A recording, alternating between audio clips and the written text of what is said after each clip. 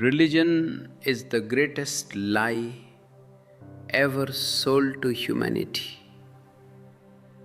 It doesn't give you God, it only gives you a beautifully decorated cage. I am not here to give you a new religion. I am here to take all religions away from you so that you can finally breathe as a free individual. The priest wants you to be a sheep so he can be the shepherd. But I want you to be a lion, roaring in your own forest of consciousness.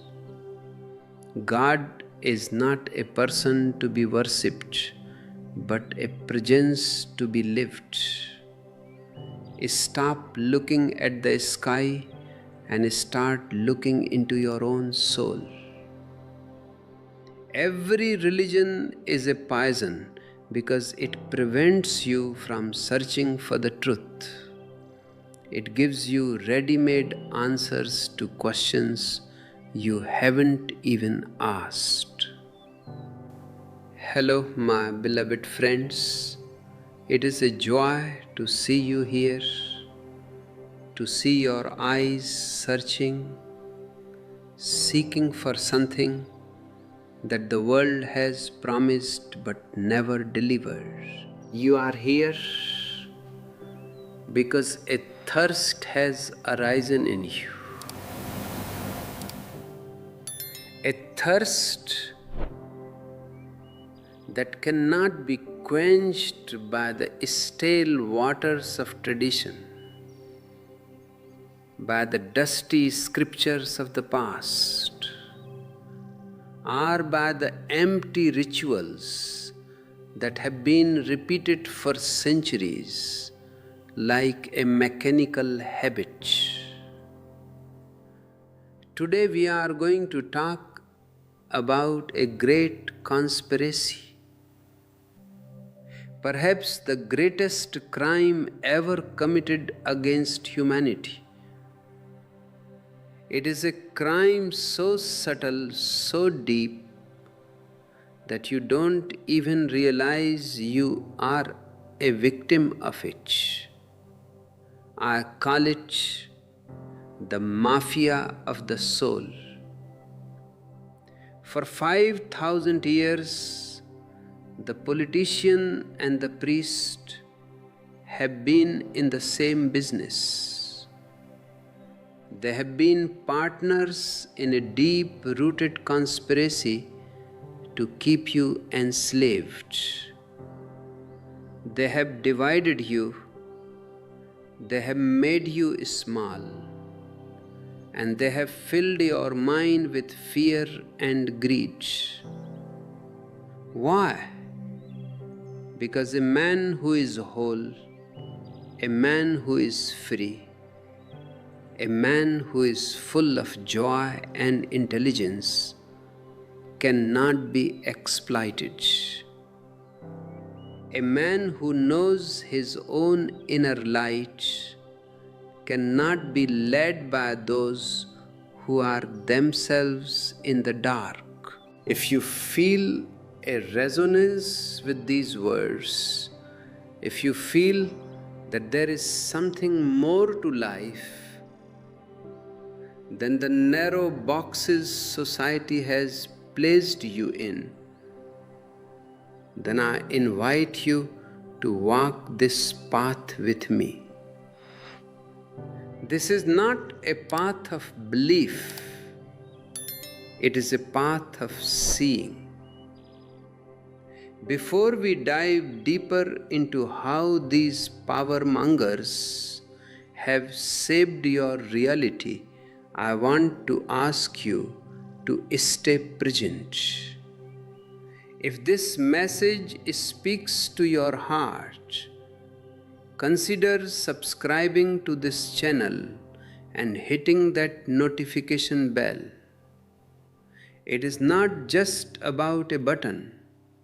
It is about joining a gathering of seekers, a commune of people who are tired of the old lies and are ready to face the truth. And if you find value in what we discuss, sharing this video is a way of spreading the seeds of consciousness to others who may still be trapped in the dark. The first thing you must understand is that what you call religion is not religion at all. It is a substitute. It is a plastic flower given to you because you were afraid to grow the real rose. The real rose requires the soil of silence, the water of meditation, and the courage to face the unknown.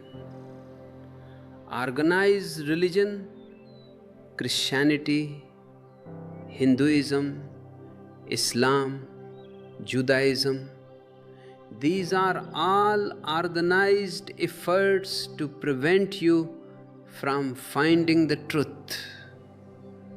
They give you God so that you won't search for godliness.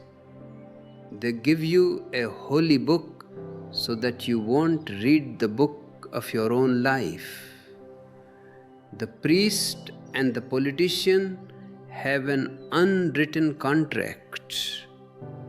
The politician looks after the outside and the priest looks after the inside.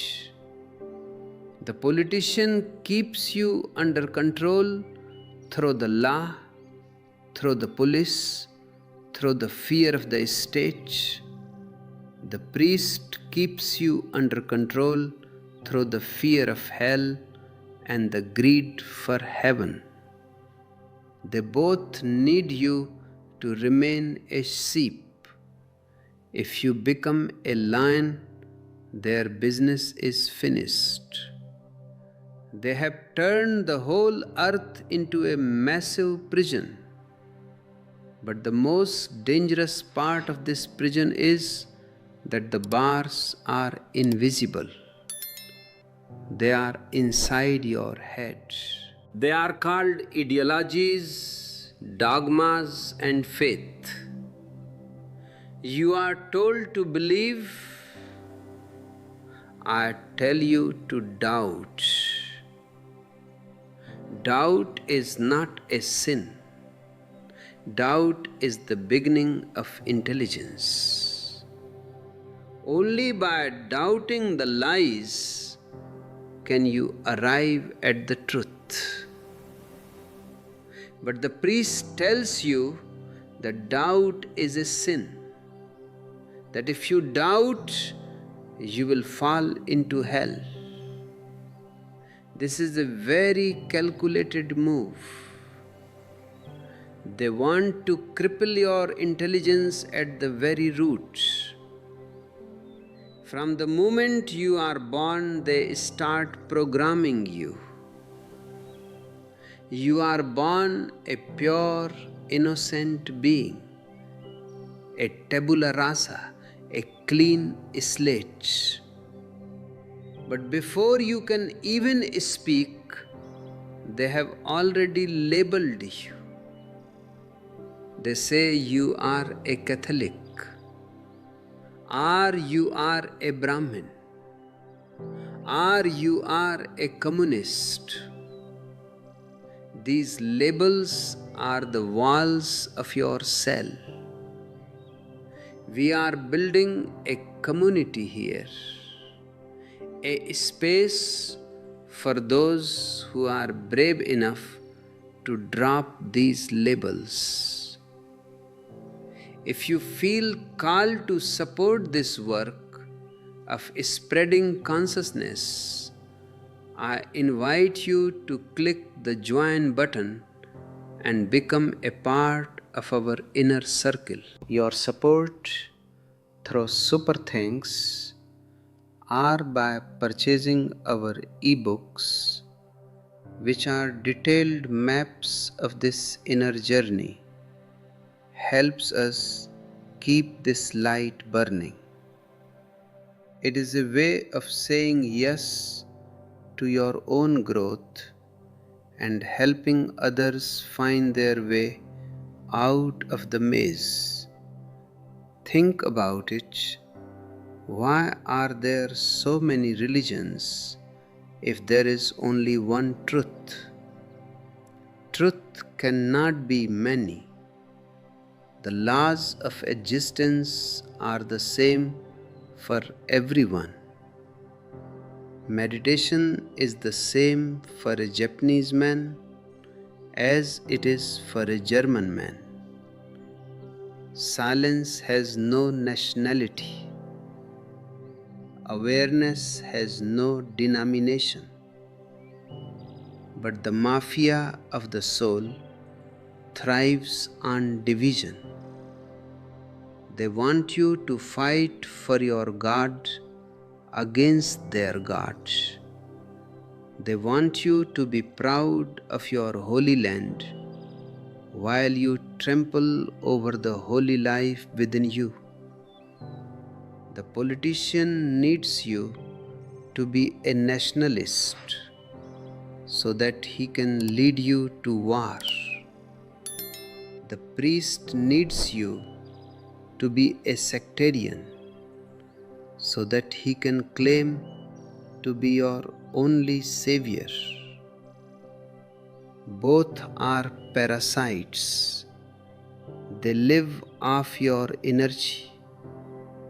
They live off your fear. Look at the history of humanity. It is a history of blood, a history of madness, all in the name of God and country. And who suffers? You, your children, the earth itself. In my book, Priests and Politicians, the Mafia of the Soul, I have exposed how these two groups have worked together to cripple the human mind. They have created a sense of guilt in you. Guilt is their greatest weapon. They tell you that your natural instincts are wrong. They tell you that your body is a sin. They tell you that your sex is something to be ashamed of. Once they make you feel guilty about your own nature, you are at their mercy. A guilty man is always looking for a way to be forgiven. And who is there to forgive you? The priest. He creates the disease and then he sells you the medicine. This is a very profitable business. But I tell you, you are perfect as you are. You don't need to be forgiven because you have never committed any sin. Life is not a sin. Life is a gift. Reaching for joy is not a sin. It is your very purpose. The only sin is to be unconscious, and the only virtue is to be aware. Moving beyond your religion means moving beyond the known. Your religion consists of everything you have been told by others. It is borrowed knowledge, and borrowed knowledge is a burden. It is not a liberation.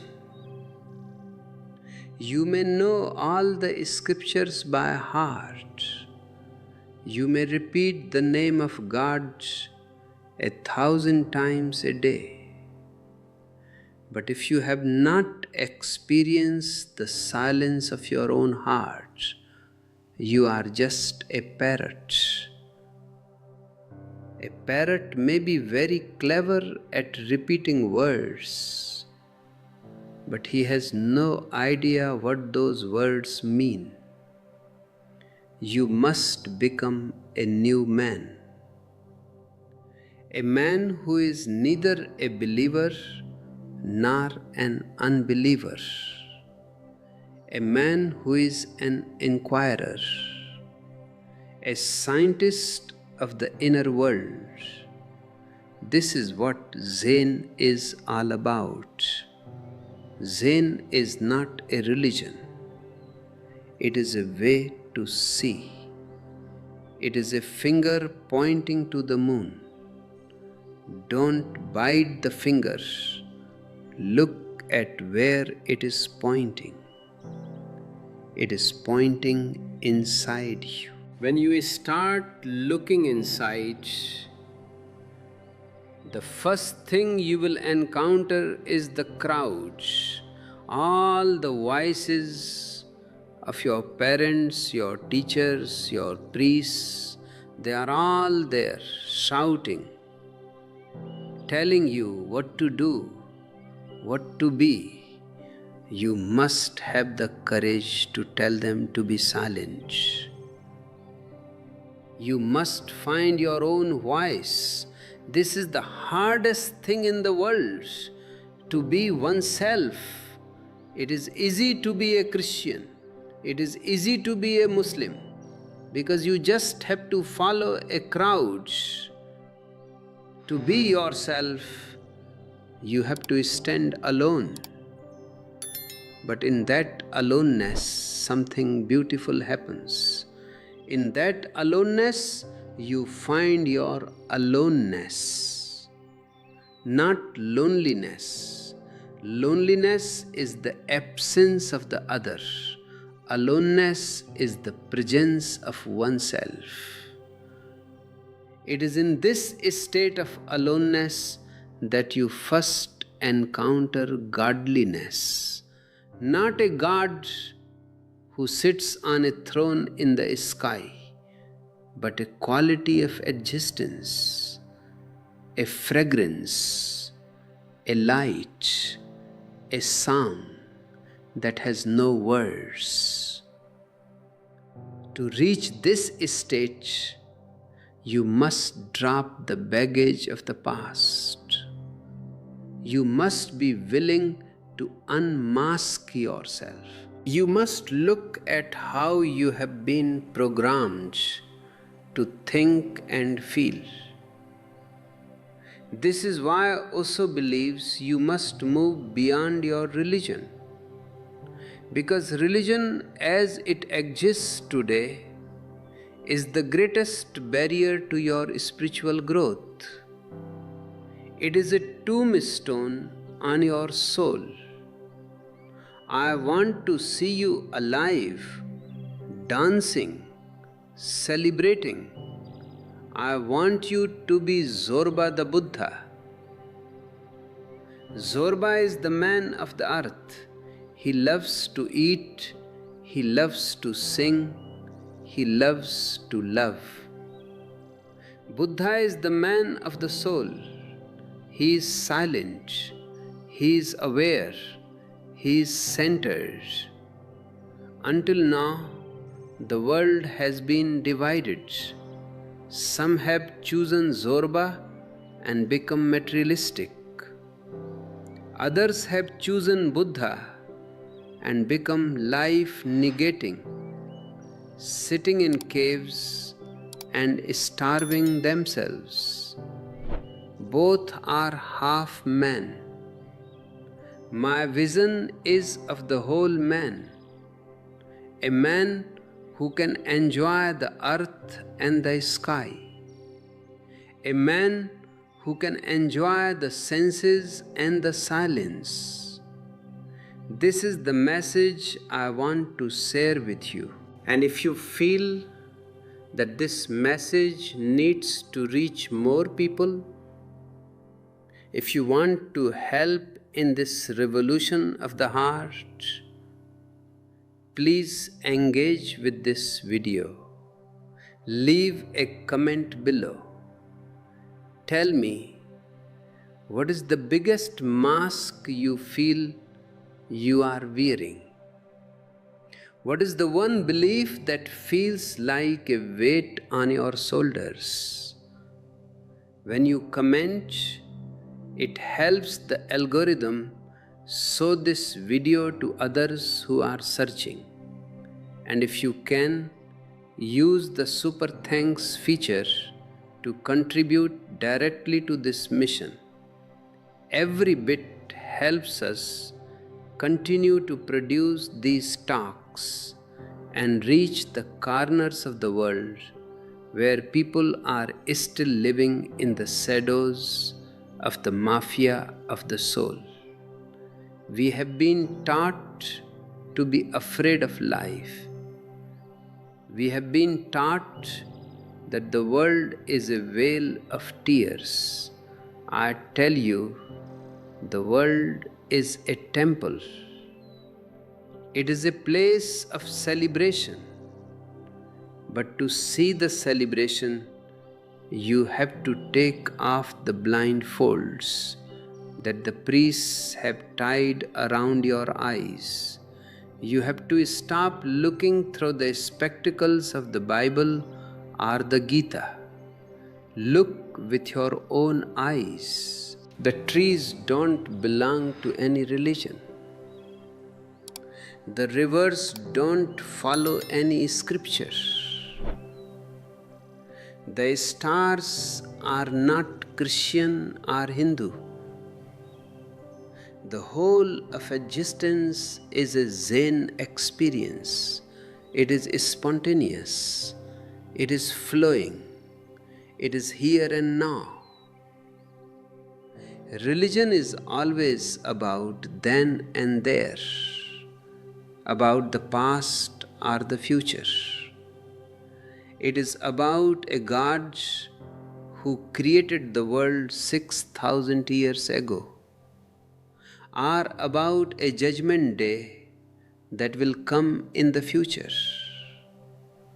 But what about now? The only time that exists is now. The only space that exists is here. If you can be here and now, you have found the secret of life. But your religion keeps you busy with the then and the there. It keeps you praying to a dead past or hoping for a non-existent future. It robs you of the present, and the present is the only door to the divine. This is why moving beyond religion is not an act of atheism. It is the highest act of religiousness. It is to say, I am not interested in theories about the truth. I want the truth itself. It is to say, I am not interested in a God who is a concept. I want to feel the pulse of life within me. As we continue this journey together, we will explore the specific ways in which your mind has been conditioned and how you can break those chains. We will look at the difference between the moral man, who is just a hypocrite following rules, and the conscious man who acts out of his own awareness. Stay with me. Don't go away. This is just the beginning of a deep dive into your own soul. If you haven't yet, check out the links in the description for our ebooks.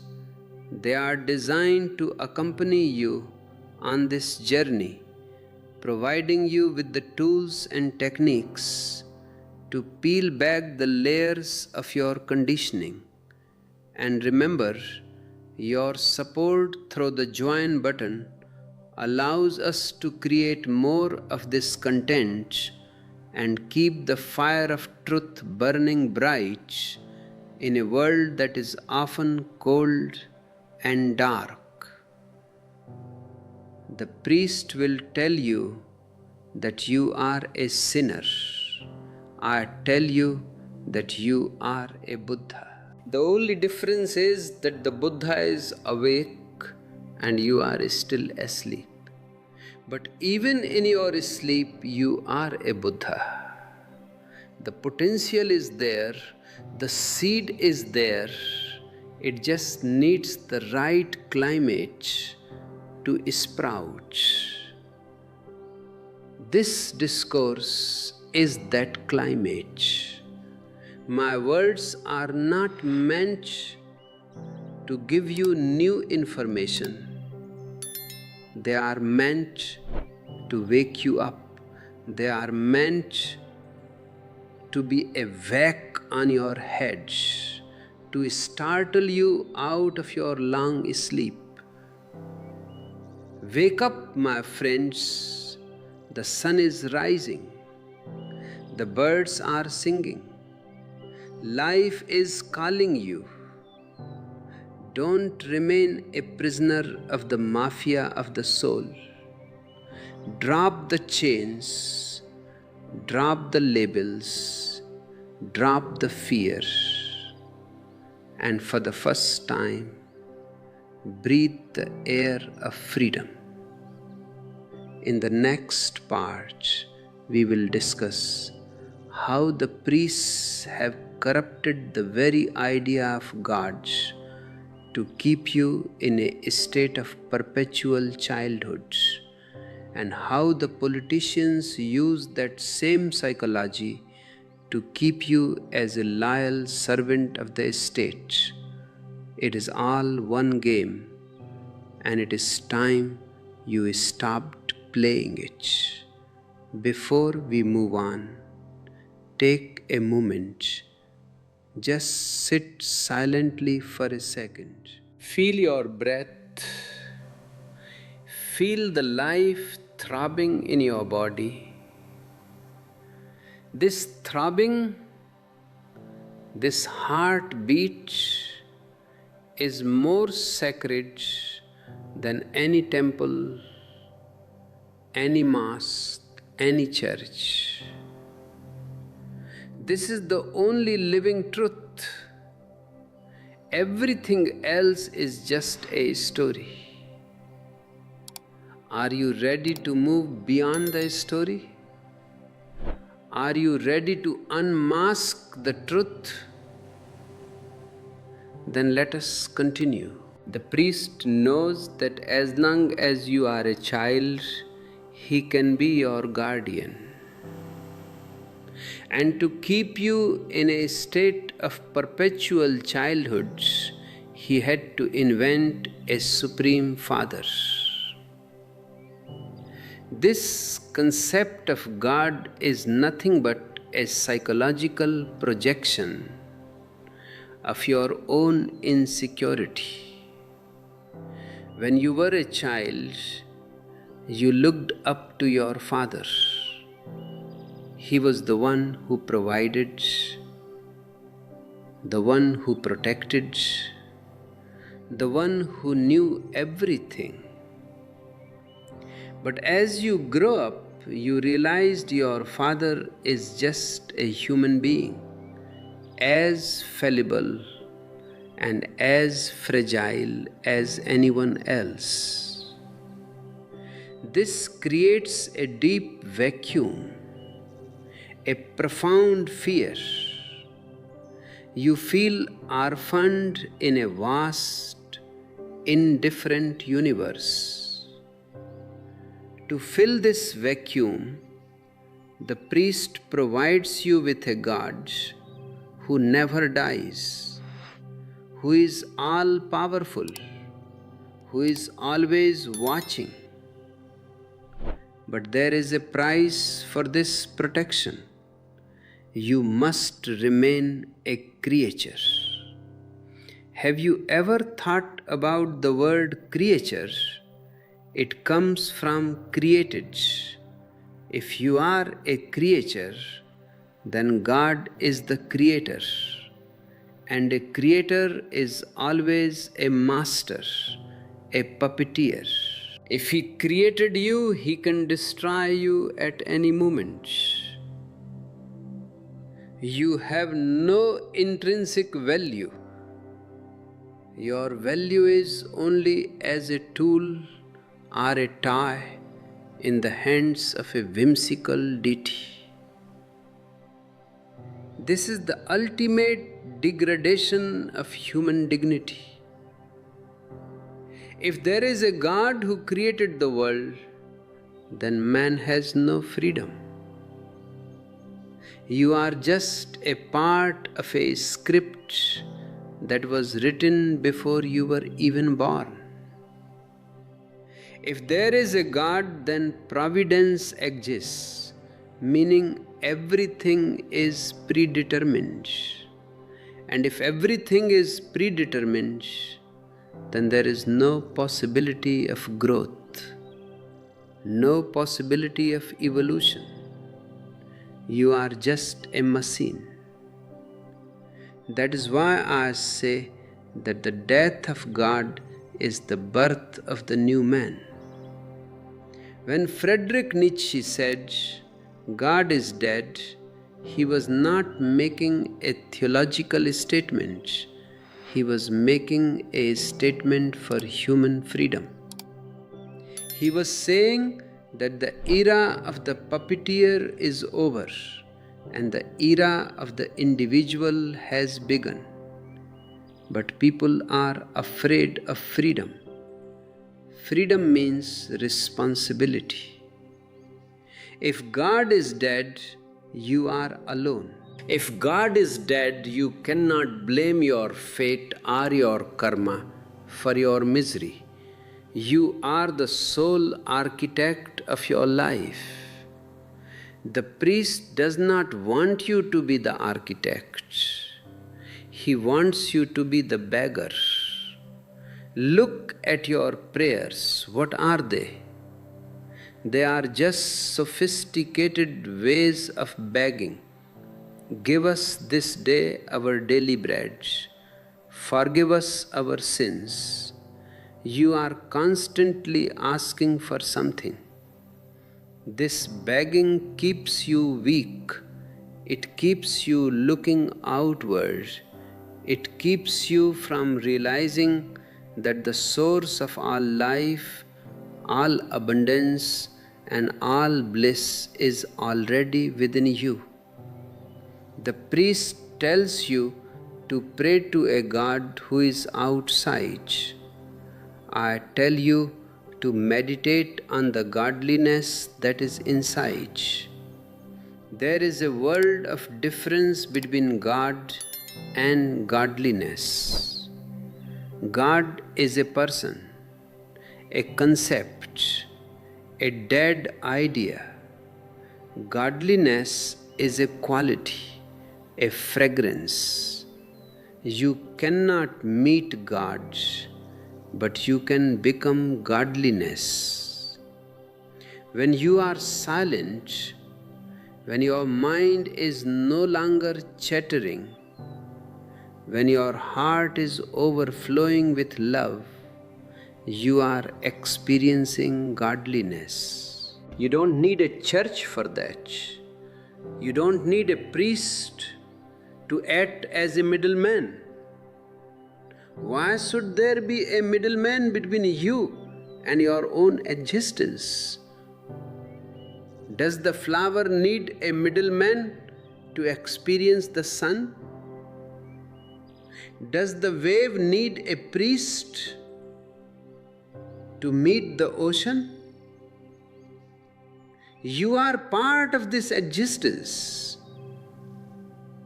You are a wave in this ocean of consciousness. The very idea that you need an intermediary is the foundation of the mafia of the soul.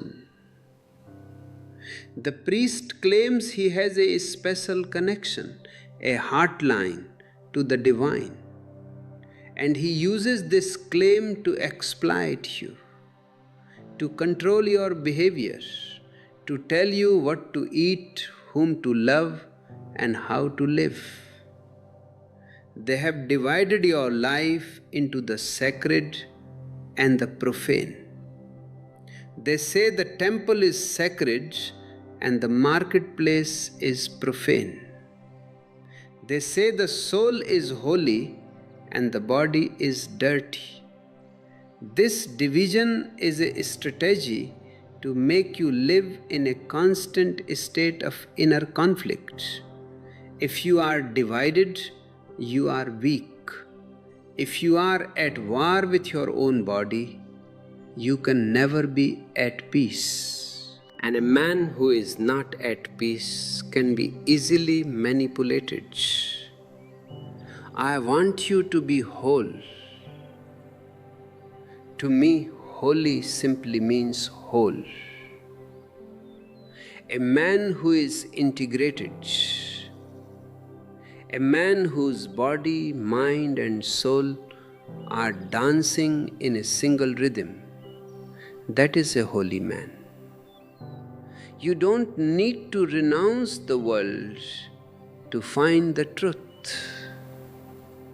You don't need to go to the mountains or sit on a bed of nails. You need to live your life with awareness right where you are.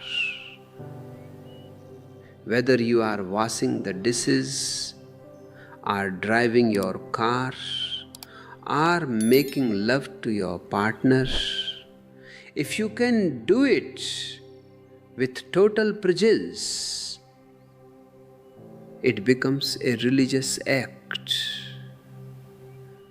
Organized religion has destroyed this simple, beautiful religiousness. It has replaced the living experience with dogma. Dogma is a dead thought. It is like a menu. You can read the menu, you can memorize the menu, but the menu is not the food. You can read about God for lifetimes, but you will still be hungry. You need to taste the reality. And the reality is that you are not a sinner. This word sin is one of the most poisonous words ever invented. It was created to make you feel inferior, to make you feel like you are born in debt. They tell you that because some Adam ate an apple thousands of years ago, you are born a sinner. What nonsense! It is a psychological trick to keep you on your knees. I tell you, you are born as a blessing. You are born as a potential Buddha. But to realize this potential, you must stop listening to the mafia. You must start listening to your own heart. The heart is the only temple that matters. The heart does not know any language. It only knows the language of love. It does not know any scriptures. It only knows the sound of the present moment. The politician and the priest are terrified of this sound. They are terrified of people who are happy. Have you noticed? Religions always praise suffering. They tell you that the more you suffer here, the more you will be rewarded there. This is a very clever way of keeping you from changing the miserable conditions of this world. If you believe that suffering is a virtue, You will never rebel against the politician who keeps you poor. If you believe that life is a test, you will never demand your right to be happy now. They have turned the earth into a graveyard in the hope of a heaven that doesn't exist. I tell you, this is the only heaven. If you cannot find it here, you will not find it anywhere else. If you don't know how to dance here, what will you do in heaven? You will be a misfit. Heaven is not a geographical place, it is a state of consciousness. It is the capacity to celebrate existence. But celebration is impossible for a man who is burdened with commandments. Moses gave 10 commandments, and since then, thousands of others have been added. You are weighed down by shoulds and should nots. You should do this, you should not do that. These are the walls of your prison. A man of awareness has no commandments. He has his own light. He does not need a map. He has eyes. When you have eyes, you don't ask where is the door. You just see it and walk through it. The whole effort of Zen, the whole effort of my work is to give you your eyes back, to remove the dust of tradition, the cataracts of belief, so that you can see clearly.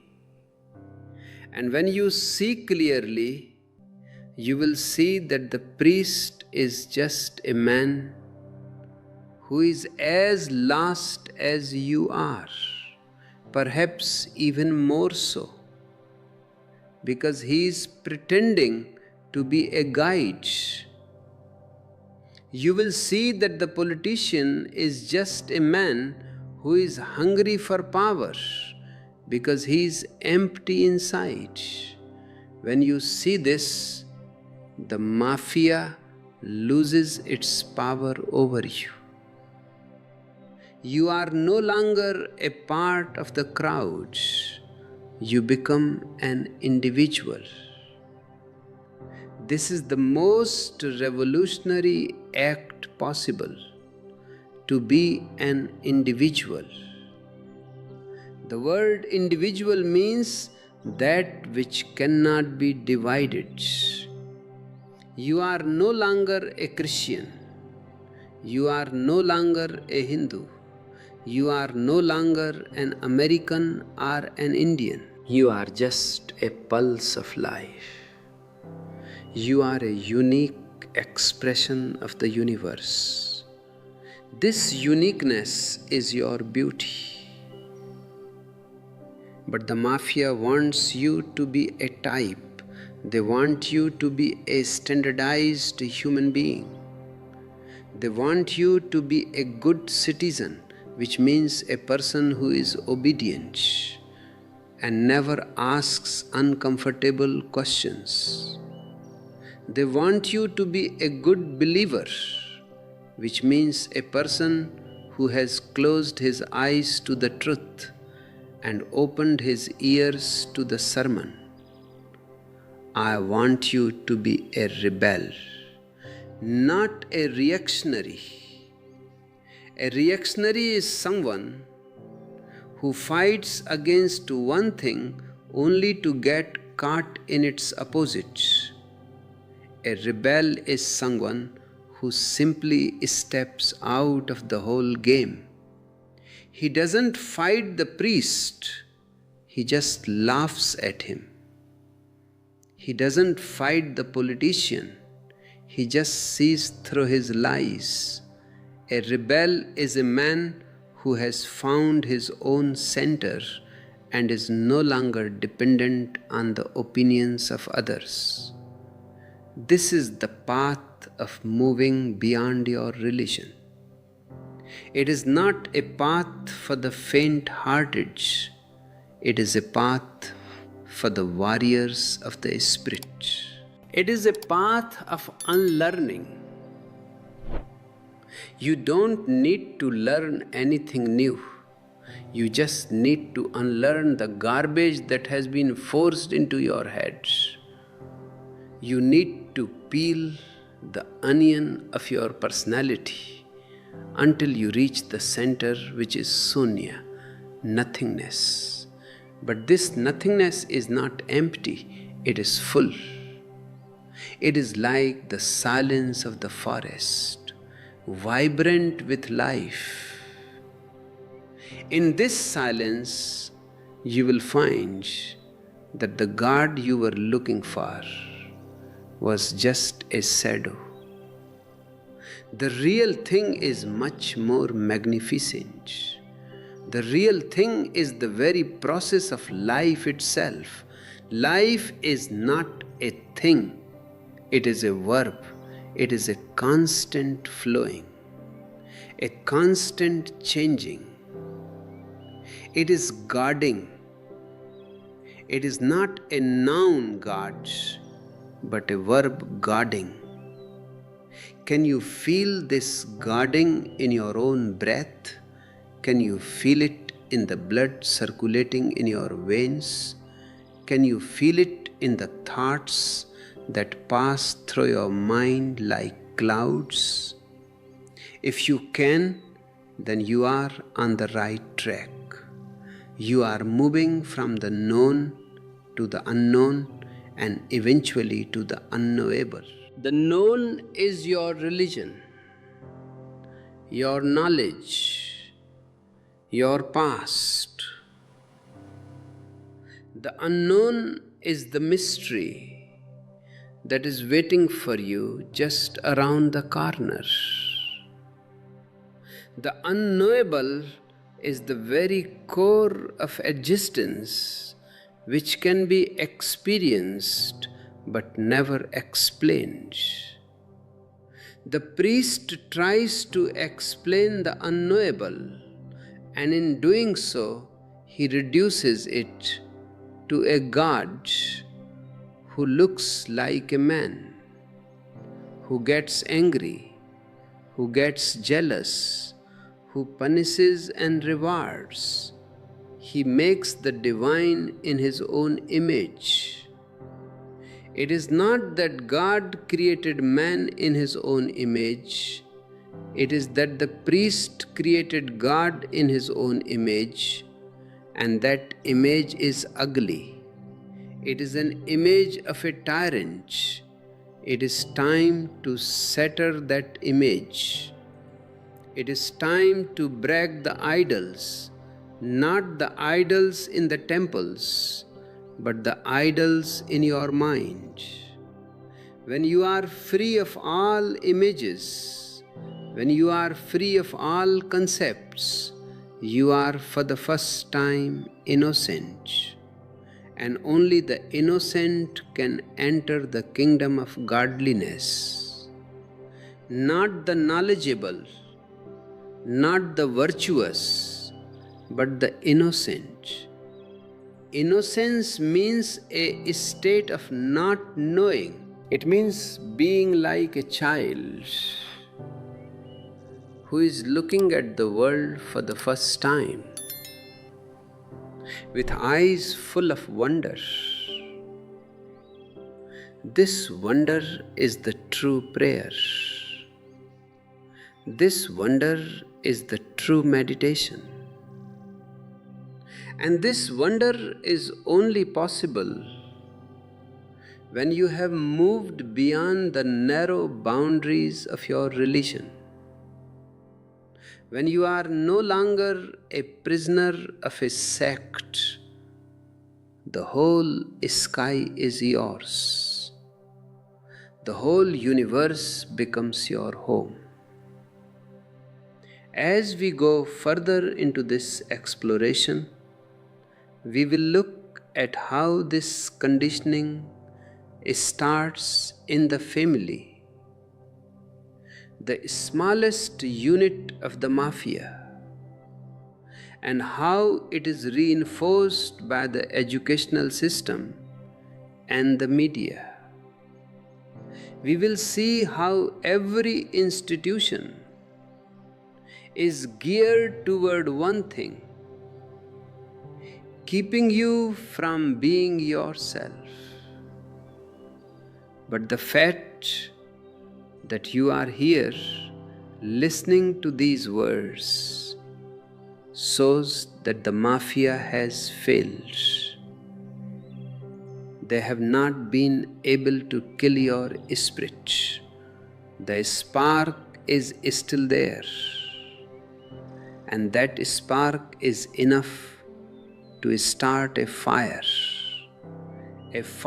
that will burn away everything that is false and leave only that which is true. Wait, don't just listen to me. Feel the truth of what I am saying. It is not in the words, it is in the gap between the words. It is in the resonance that these words create in your soul. That resonance is the proof. Your own being is the witness. You have been told that the truth is far away, in some distant heaven. I tell you, the truth is closer to you than your own breath.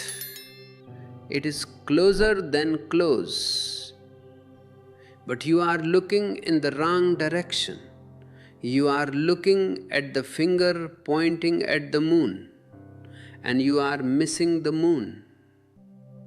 You are looking at the priest, and you are missing the light that is within you. Let us turn the gaze inwards. Let us look at the mechanism of the mind that keeps us trapped in the past. Let us see how the priests of the modern world, the psychologists, the experts, the gurus, often just continue the same old work under new names. It is a long journey, but it is the only journey worth taking. It is the journey from unconsciousness to consciousness. It is the journey from the mafia to freedom. Stay silent. Stay aware. The journey continues, and it becomes more beautiful with every step. There is no destination, only the journey. There is no goal, only the going. And each moment of the going is the goal. Let us look deeper into this conscience that your religion has given you. You must distinguish between conscience and consciousness. Conscience is a trick played by the society upon you. It is the voice of the priest, the voice of your parents, the voice of the politician, is speaking inside you as if it were your own voice. When you feel guilty because you didn't go to church, or because you had a sinful thought, that is not your soul speaking, that is your conscience, the social software that has been installed in your brain. Consciousness is a totally different thing. Consciousness is your own light. It has nothing to do with what is right or wrong according to the society. It has everything to do with being aware. A man of consciousness does not follow a code of conduct. He acts out of his own clarity. If he loves not because he is told to love thy neighbor, but because his heart is overflowing with love. If he is silent, it is not because he is practicing a vow of silence, but because he has found the beauty of the wordless state. The priest is terrified of your consciousness, so he gives you a conscience. He gives you a set of rules, a morality. But look at your so-called moral people. They are the most joyless people on earth. They are stiff. They are judgmental. They are repressed. Their morality is just a mask to hide their inner ugliness. They are like a volcano that is about to erupt, but they are trying to hold the lid down with their virtue. This creates a deep hypocrisy. They say one thing, they do another, and they feel a third. They are divided into 3 or 4 pieces. A religious man, in my vision, is a man who is one. He is a universe, not a multiverse. He is integrated. But to be integrated, you have to drop the morality of the priest. You have to drop the idea that you are a sinner or a saint. These are just 2 sides of the same coin of the ego. The saint is proud of his virtue, and the sinner is proud of his sin. Both are focused on the ego. The man of awareness has no ego. He is like a mirror. He reflects the reality without being affected by it. This is the corruption of the human mind I speak of. From the very beginning, your intelligence is suppressed. Every child is born intelligent, but he is born into a world of knowers. The parents think they know. The teachers think they know. The priests think they know. They don't want the child to find out for himself. They want to give him answers. But an answer that is not your own discovery is a lie. It is a dead weight. You go to school and you are taught to memorize. You are taught to repeat. You are taught to compete. All these things are meant to destroy your uniqueness. They want to turn you into a useful member of society. And what does useful mean? It means a person who can be used by the politician as a soldier, or by the businessman as a consumer, or by the priest as a follower. They don't want you to be a creator. They want you to be a robot. In the book Priests and Politicians, I have explained how they have created a mafia of the soul. They have taken away your joy and given you duty. They have taken away your freedom and given you security. But what kind of security is it? It is the security of the grave. You are safe when you are dead. but you are not alive. I want you to be insecure. I want you to be in danger. I want you to be alive, because only in insecurity is there growth.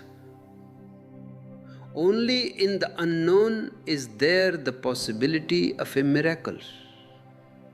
Religion tells you to be afraid of the unknown. It gives you a God who is the known. It gives you a heaven that is just a better version of the world you already know. In the Christian heaven, there are golden streets and harps. In the Islamic heaven, there are rivers of wine and beautiful women. These are just the projections of the frustrated minds of people living in deserts or in poverty. They are not spiritual visions, they are materialistic fantasies. True spirituality has nothing to do with these fantasies. It is the courage to enter the dharmas, the natural laws of existence. Dharma is not a religion, it is the law. For example, the law that if you are silent, you will feel peace. The law that if you love, you will be loved. These are not commandments. They are scientific observations of the inner world. Zen is the ultimate science of this inner world. In Zen, there are no dogmas. There is only the direct pointing. The master does not give you a lecture. He gives you a situation. He might hit you with a stick, or he might laugh, or he might just sit there.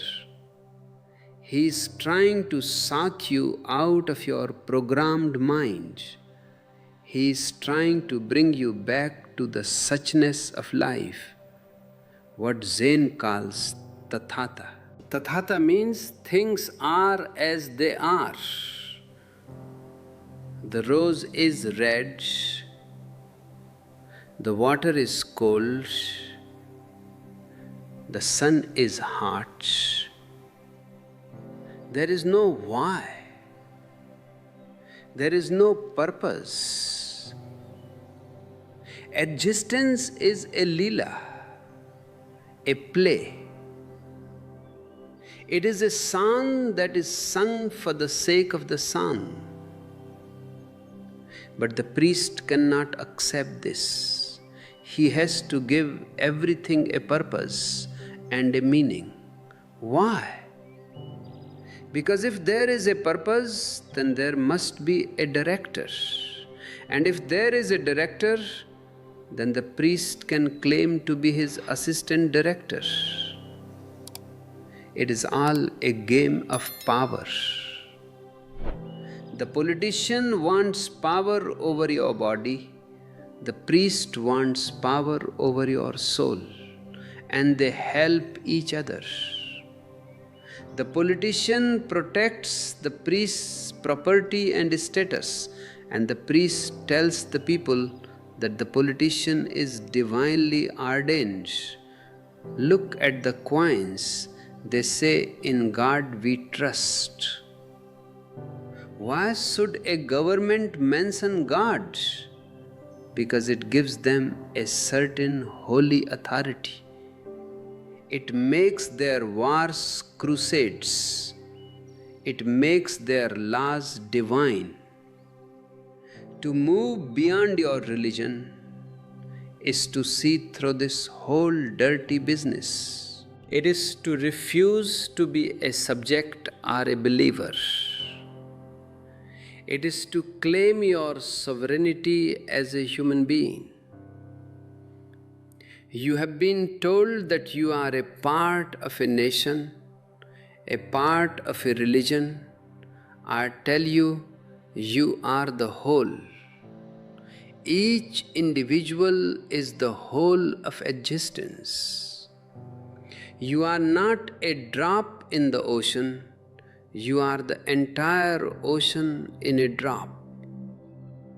When you realize this, you stop being a beggar. You stop asking for grace. You are the grace. You stop looking for truth in books. You are the truth. But this realization is not possible as long as you are clinging to your identity. Your identity is your prison. I am a Christian. I am a Jew. I am a Buddhist. These are the labels on the bottles. But the water inside is the same. Why fight over the labels? Why not drink the water? People fight over the labels because they are afraid to face the emptiness inside. They have been told they are nothing without their religion. They have been told they are lost without their shepherd. I tell you, you don't need a shepherd. You are not sheep. Sheep need a shepherd, and the shepherd eventually leads them to the slaughterhouse. That is the end of all shepherding.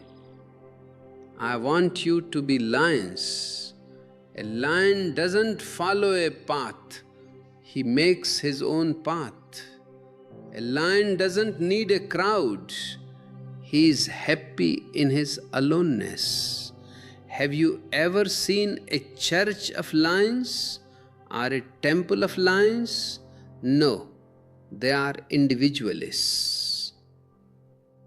And the world needs individuals today more than ever before. The world is on the verge of a global suicide because of these crowds.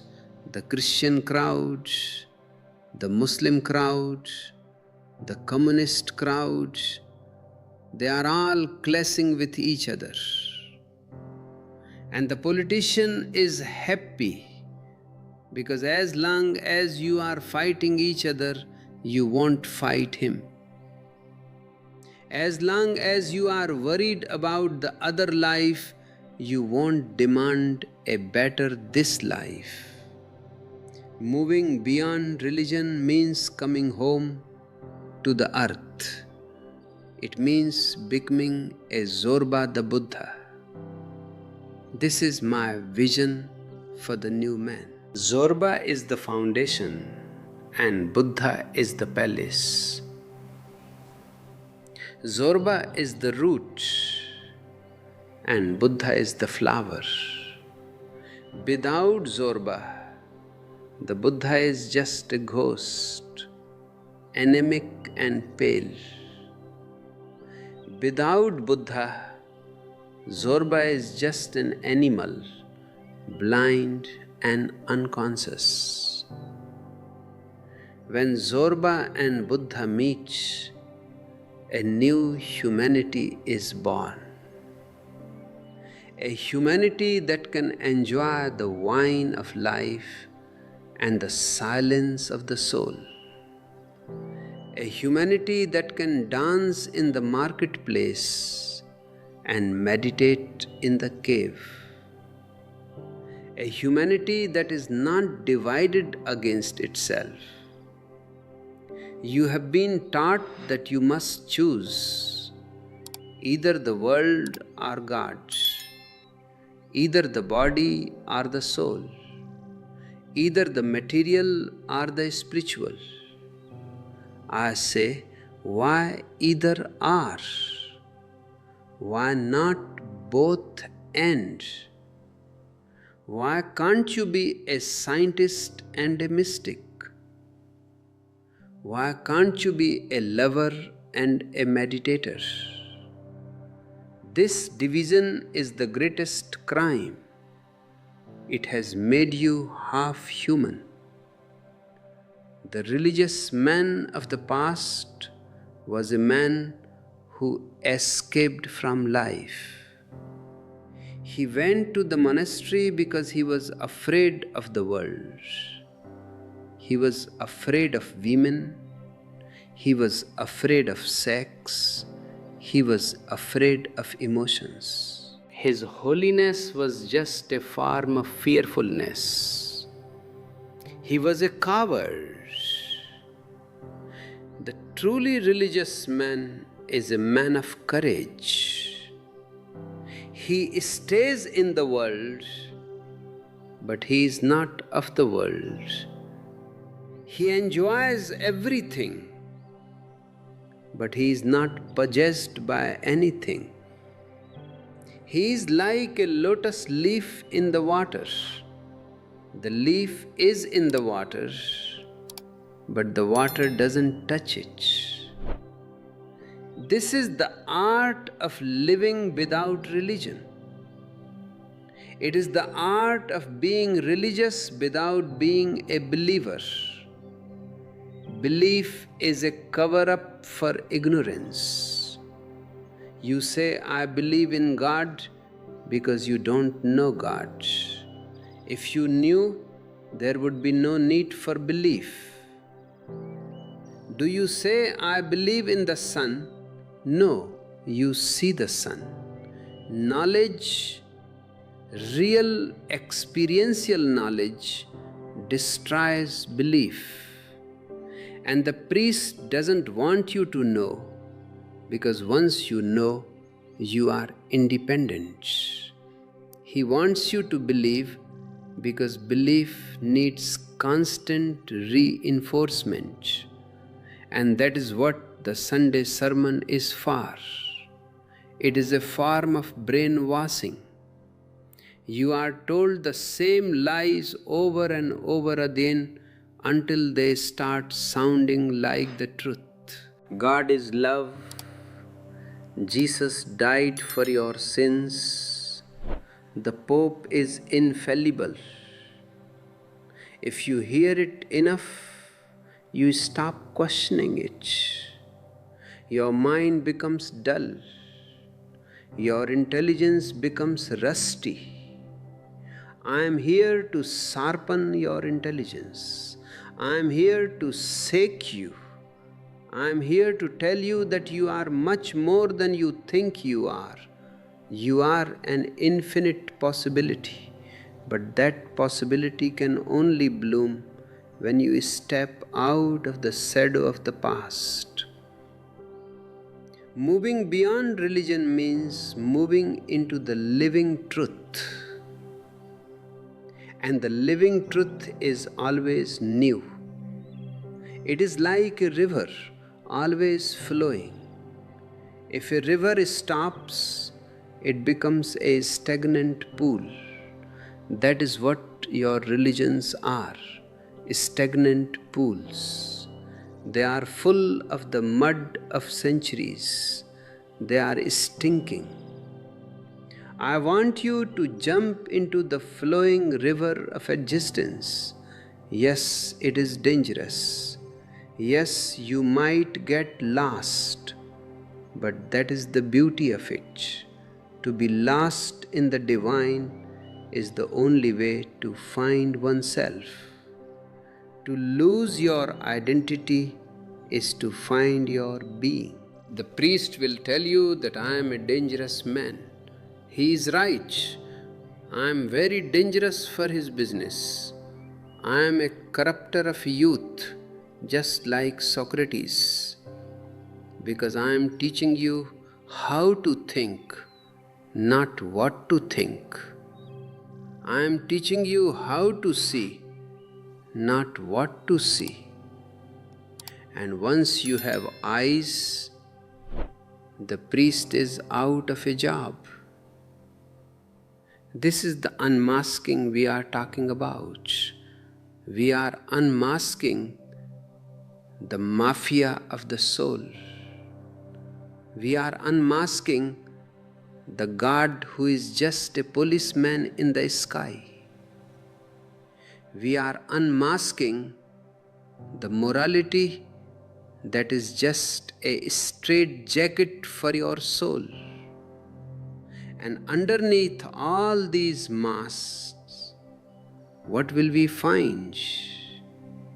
We will find a void, a sunya, a silence. But don't be afraid of this silence. This silence is the womb of the universe. From this silence, all music is born. From this silence, all stars arise. This silence is your true home. In the traditional religions, they give you a map. They say this is the way, but there is no way to the truth. Truth is a pathless land. You cannot follow anyone else's footsteps to reach your own center.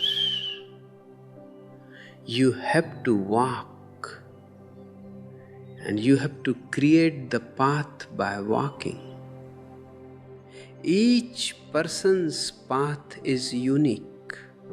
My path cannot be your path. Buddha's path cannot be your path. This is why moving beyond religion is the ultimate responsibility. You are now the light unto yourself. Appo Deepo Bhava. This was the last message of Gautam Buddha to his disciples. Don't look for a light outside. Be your own light. But the mafia has turned even Buddha into a god. They have built statues of him and they pray to him. They have done exactly what he told them not to do. This is the fate of all great masters. They come to wake you up, and after they are gone, the mafia turns their teachings into a sleeping pill. They turn the revolution into an institution. I don't want to give you an institution. I want to give you an inspiration. I don't want to give you a creed. I want to give you a method. The method of meditation. Meditation is not a prayer. It is not talking to God. It is listening. It is becoming so silent that you can hear the heartbeat of existence. And in that listening, the priest disappears, the politician disappears, the ego disappears, only the isness remains. And that isness is enough. It is more than enough. It is bliss. It is ecstasy. Let us continue this exploration. Let us look at how the book of man has been written by these dark forces and how we can rewrite it with the ink of awareness and the pen of freedom. We have to move from unconsciousness to consciousness. It is the longest journey, but it is also the shortest, because you are already there. You just have to realize it. You are like a man who has been dreaming that he is a beggar, and then he wakes up and finds he is a king sitting on his throne. You don't have to become a king. You just have to stop dreaming that you are a beggar. Your religion is that dream. Your God is that dream. Your guilt is that dream. Wake up. The morning has come. The mafia of the soul is losing its grip. A new dawn is breaking, and you are part of it. We will talk more about how to shed these layers of conditioning, how to recognize the mafia when it speaks through your own mind, and how to stay grounded in your own truth, even when the whole world is against you. Remember, one man with the truth is a majority. Don't be afraid of being in the minority. The truth is never a matter of numbers. The crowd is always wrong. The individual has the potential to be right. So take a deep breath. Let the words sink in. Don't try to understand them with your intellect. Let them vibrate in your heart. Let them disturb you. Let them provoke you. Because only through provocation is there a possibility of a quantum leap. Are you ready for the leap? Are you ready to leave the known and dive into the unknown? That is the only way to live. Everything else is just a slow death. Let us go deeper. To understand how deeply you have been deceived, you must look at the figure of the robot. Every child is born an original. But by the time you are 20, you are nothing but a copy. The society, the education system, and the church have worked together to kill your spontaneity and replace it with a program. You are like a computer that has been loaded with outdated software that was designed for a world that no longer exists, based on fears that are no longer relevant. The mafia of the soul is terrified of the original. If you are original, you are unpredictable. If you are unpredictable, you cannot be managed. If you cannot be managed, you are of no use to the state or the church. So they turn you into a robot. You wake up at a certain time, you eat a certain food, you go to a job you hate, you repeat prayers you don't understand, and you go to sleep only to do it all over again the next day. This is what you call a disciplined life. I call it a dead life.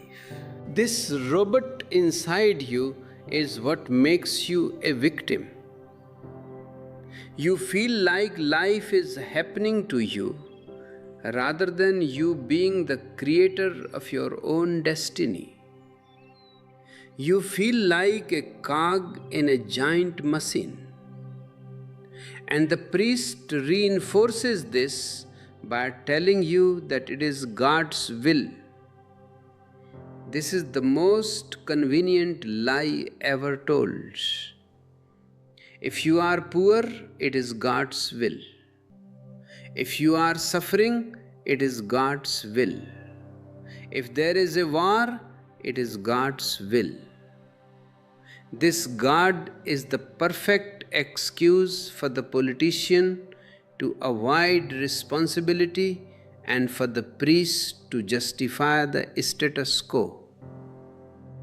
I tell you, there is no will of God. There is only the law of existence. And that law is not against you, it is indifferent. It is like gravitation.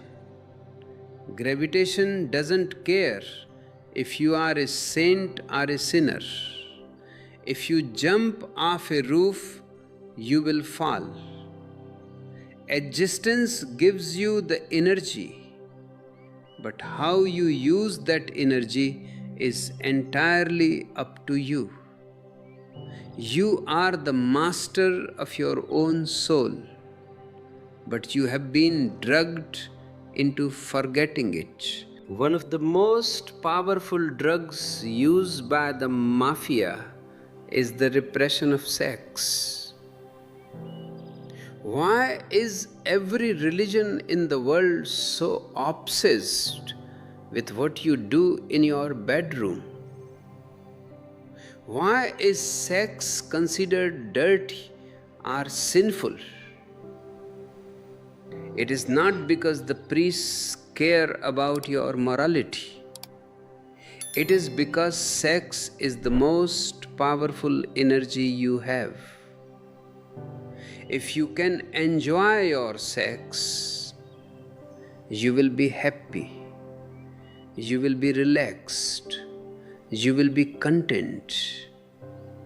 And a happy, relaxed, content person cannot be turned into a soldier. He cannot be made to hate. He cannot be made to fear. The priest knows that if he can poison your source of joy, he can control your entire life. By making you feel guilty about your natural sexual instincts, he creates a division in your being. You become a monk on the outside and a maniac on the inside. This is the religious man of the past, a man who is constantly fighting himself. He sits in a monastery and dreams of women. He prays to God but thinks of the flesh. This inner conflict consumes all your energy. You become weak, you become dull, and you become dependent on the priest for absolution. This repression is what leads to all the perversions in the world. When you suppress a natural desire, it doesn't disappear. It goes underground. It becomes poisonous. It becomes a sexual maniac. The monk and the maniac are two sides of the same coin, and both are the creations of the priest. I want to give you a third alternative: the natural man. A man who accepts his body, who enjoys his senses, and who uses that very energy as a ladder to reach higher states of consciousness. In the East, we developed the science of Tantra. Tantra says, don't fight the energy, transform it. Use the energy of sex to reach the state of samadhi. But the mafia hates Tantra. They have burnt its books and killed its masters because Tantra makes you independent. It tells you that you don't need a priest to reach God. You just need to understand the alchemy of your own being. Moving beyond your religion means reclaiming your body. It means saying yes to life in all its colors. It means refusing to be a monk who denies the world or a maniac who is obsessed with it. It means being a Zorba who can enjoy the dance, the sun, and the love, but with the awareness of a Buddha. Let us look at the book of man that has been written for you. It begins with the story of Adam, the first victim.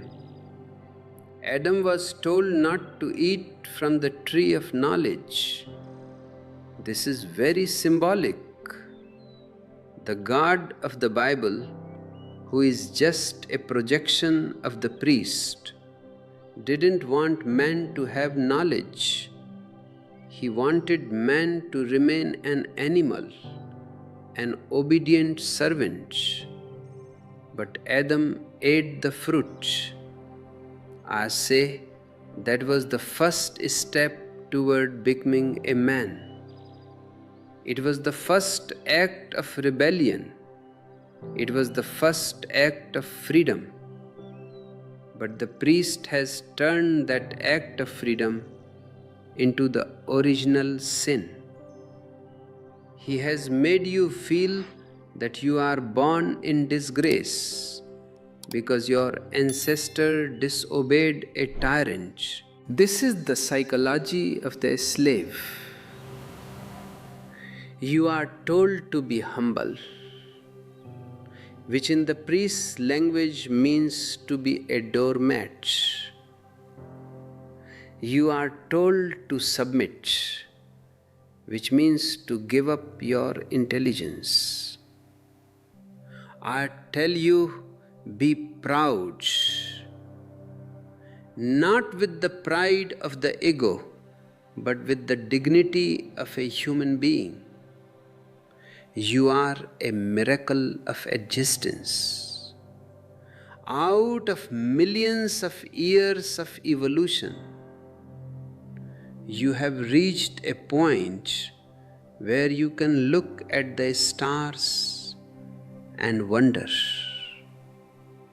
You have reached a point where you can meditate and find the source of life. This is not a small thing. It is a great responsibility. To move beyond religion is to move from unconsciousness to consciousness. Most of your life is spent in a kind of waking sleep. You walk, you talk, you work, but you are not there. You are thinking about the past or the future.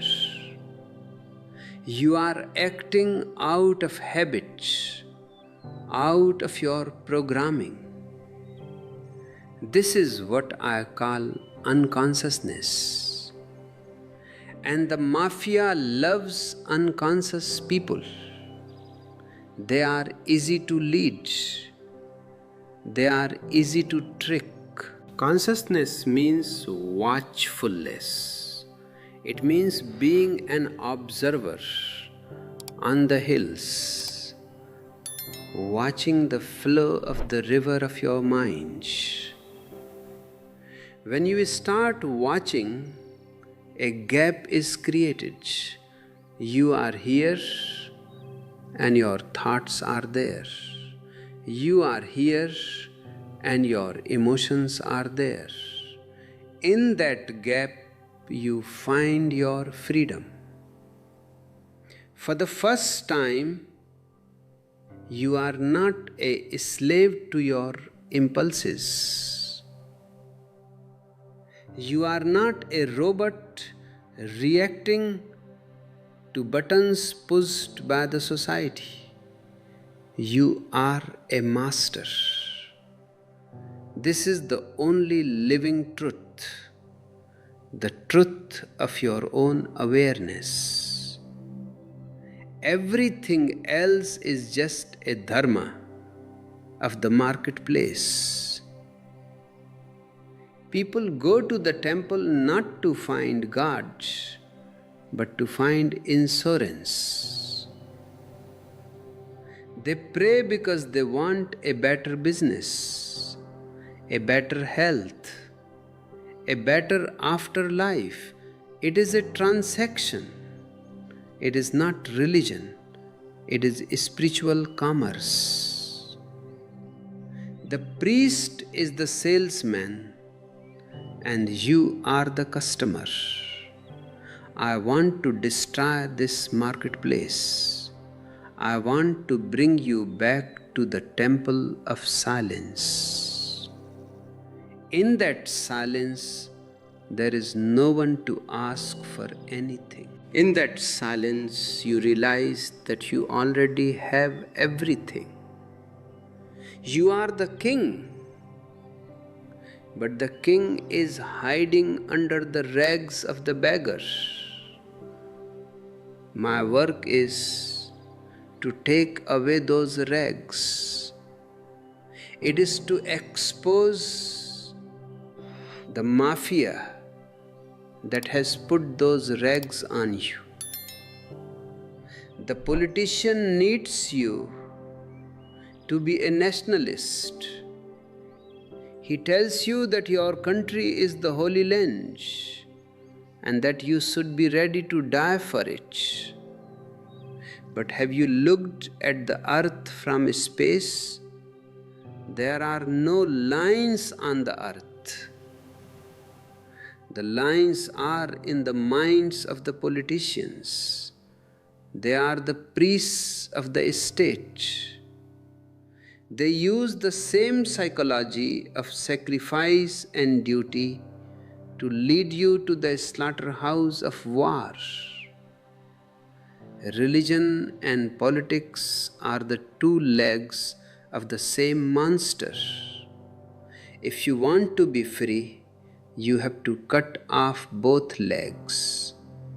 You have to move beyond God and country. You have to become a citizen of the universe. This is the only way to save the planet. As long as there are Christians and Muslims, there will be conflict. As long as there are Americans and Russians, there will be the threat of nuclear war. Only a new man, a man without a label, a man without a religion, a man with only consciousness can create a peaceful world. This man will not fight for a dogma because he has found the truth. He will not fight for a flag because he has found the earth. The mafia will tell you that this is anarchy. I tell you, this is the only order. The current order is just organized chaos. It is a system built on greed and fear. True order comes from within. It comes from meditation. When you are silent, you are naturally in harmony with existence. You don't need a policeman to tell you not to kill. You don't need a priest to tell you not to steal. Your own awareness makes it impossible to do anything that hurts another. Because in your awareness you see that the other is just another version of yourself.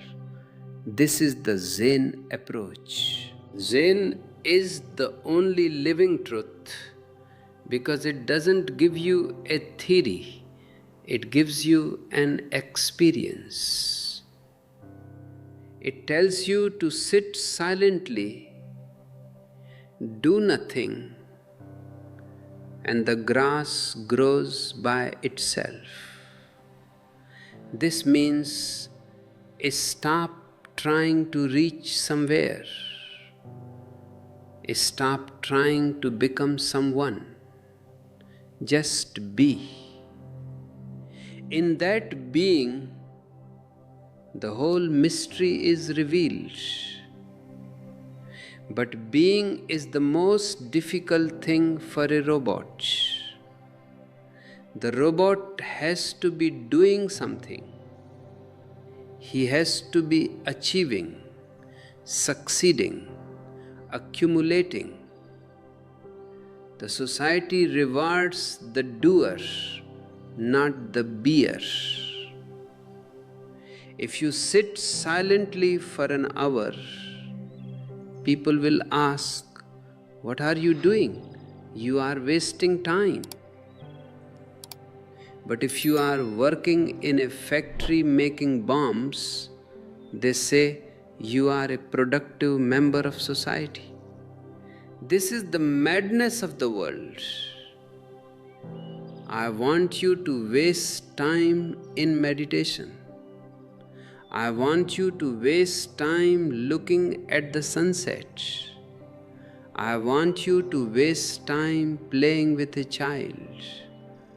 Because it is in these moments of non-doing that you touch the eternal. It is in these moments that you move beyond your religion and enter the godliness of existence.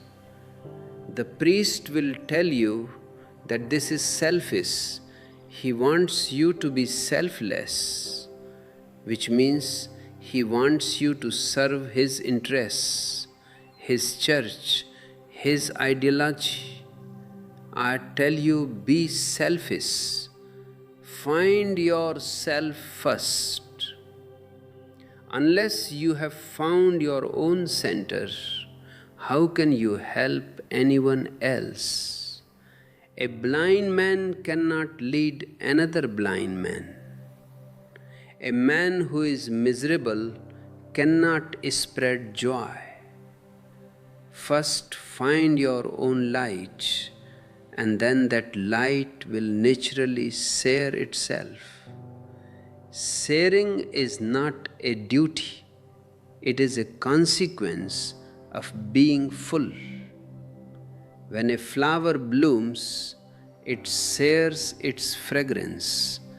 It doesn't do it as a service to the world. It does it because it is overflowing. I want you to overflow with life. I want you to be so full of bliss that you have to share it just to lighten your own heart.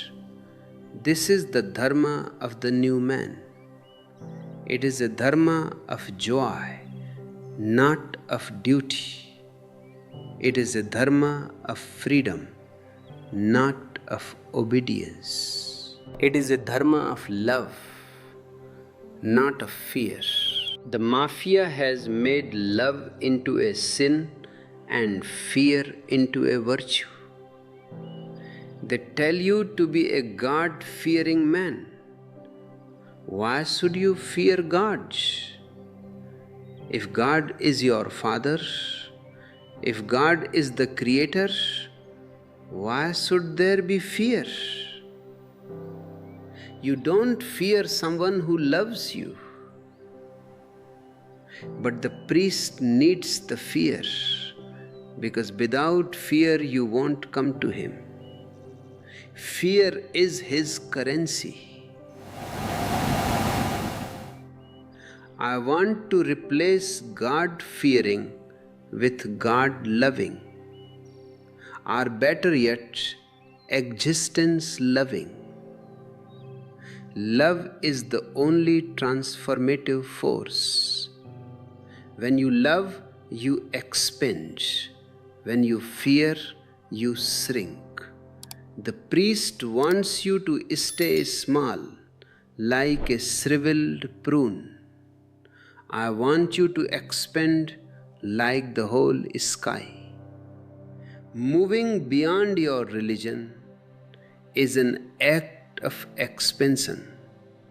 It is like a bird leaving its cage and realizing for the first time that it has wings. The cage was safe. The cage provided food, but the cage was not the sky. Your religion is that cage. It gives you a sense of belonging. It gives you a community, but it takes away your sky. Are you willing to give up the security of the cage for the freedom of the sky? It is a risk. You might get hungry. You might get tired. You might face a storm. But you will be a bird on the wing. You will be alive. The mafia has been successful for 5,000 years because they know the human weakness. They know that man is afraid of being alone. They know that man is afraid of death. And they provide cheap solutions for these fears. They give you a heavenly Father so you don't feel alone. They give you reincarnation or resurrection so you don't feel afraid of death. But these are just toys for children. A mature man looks at death in the eye, and in looking at death, he finds that which is deathless within himself. You don't need a promise of afterlife if you have found the eternal now. If you are fully alive in this moment, death is not an end. It is just a change of clothes. It is like the river meeting the ocean. It is not a disappearance, it is a merging. The priest cannot give you this merging. He can only give you a description of it. And the description is not the thing. The word water cannot quench your thirst. The word fire cannot burn you. The word God is not God. Bread the words, shatter the scriptures, move into the wordless reality. This is what it means to be a scientist of the inner world. A scientist doesn't believe, he experiments. He says, I will sit in silence and see what happens. He doesn't start with a conclusion, he starts with a question. Your religion has given you conclusions without any experiment. They told you the answer before you even asked the question. This has killed your curiosity. This has killed your sense of wonder. I want to give you your wonder back. I want you to look at a leaf, or a stone, or a human face, and feel the mystery of it. The mystery is not something to be solved, it is something to be lived. The mafia tries to solve the mystery with dogma. Zen lives the mystery with awareness. When you move beyond your religion, you will find that you don't need a mediator. You don't need me, and you don't need any pope or ayatollah. I am only here to tell you that you don't need me. My function is to make myself redundant in your life. I am a catalyst. Once the reaction has happened, the catalyst is no longer needed. The priest wants to be eternal in your life. He wants you to be dependent on him from the cradle to the grave. He names you when you are born. He marries you when you are young, and he prays over you when you die. He is the ultimate shadow. Step out of the shadow. Walk into the sunlight. The priest and the politician have created a mafia of the soul that has kept humanity in a state of retarded development. We are technologically advanced. We can go to the moon, but psychologically we are still cavemen. We are still tribal. We are still superstitious. We are still violent. This gap between our outer power and our inner poverty is the reason for the current crisis. We have the atom bomb in the hands of people who have the mind of a child. This is a recipe for disaster. The only way out is a revolution of consciousness. We need to move beyond religion to find true religiousness. We need to move beyond politics to find true humanity. This is what I mean by the new man. He is the only hope for the future. He is a man who is whole. He is a man who is free. He is a man who is aware. Are you ready to be that man? Are you ready to unmask the mafia and find the master within you? It is not a matter of time. It is a matter of intensity. You can do it right now, in this very moment. Just turn the gaze inwards. Stop looking at the screen of the world. Look at the source of the light. Who is it that is listening to me right now? Who is it that is breathing? Who is it that is aware? Don't look for an answer. Look at the one who is looking. In that look, the mafia disappears. The church disappears. The state disappears. There is only existence, silent, pulsing, eternal. And you are that existence. Tattvam asi, thou art that. Let this sink into your heart. Let it become your very life blood. Don't just think about it, feel it.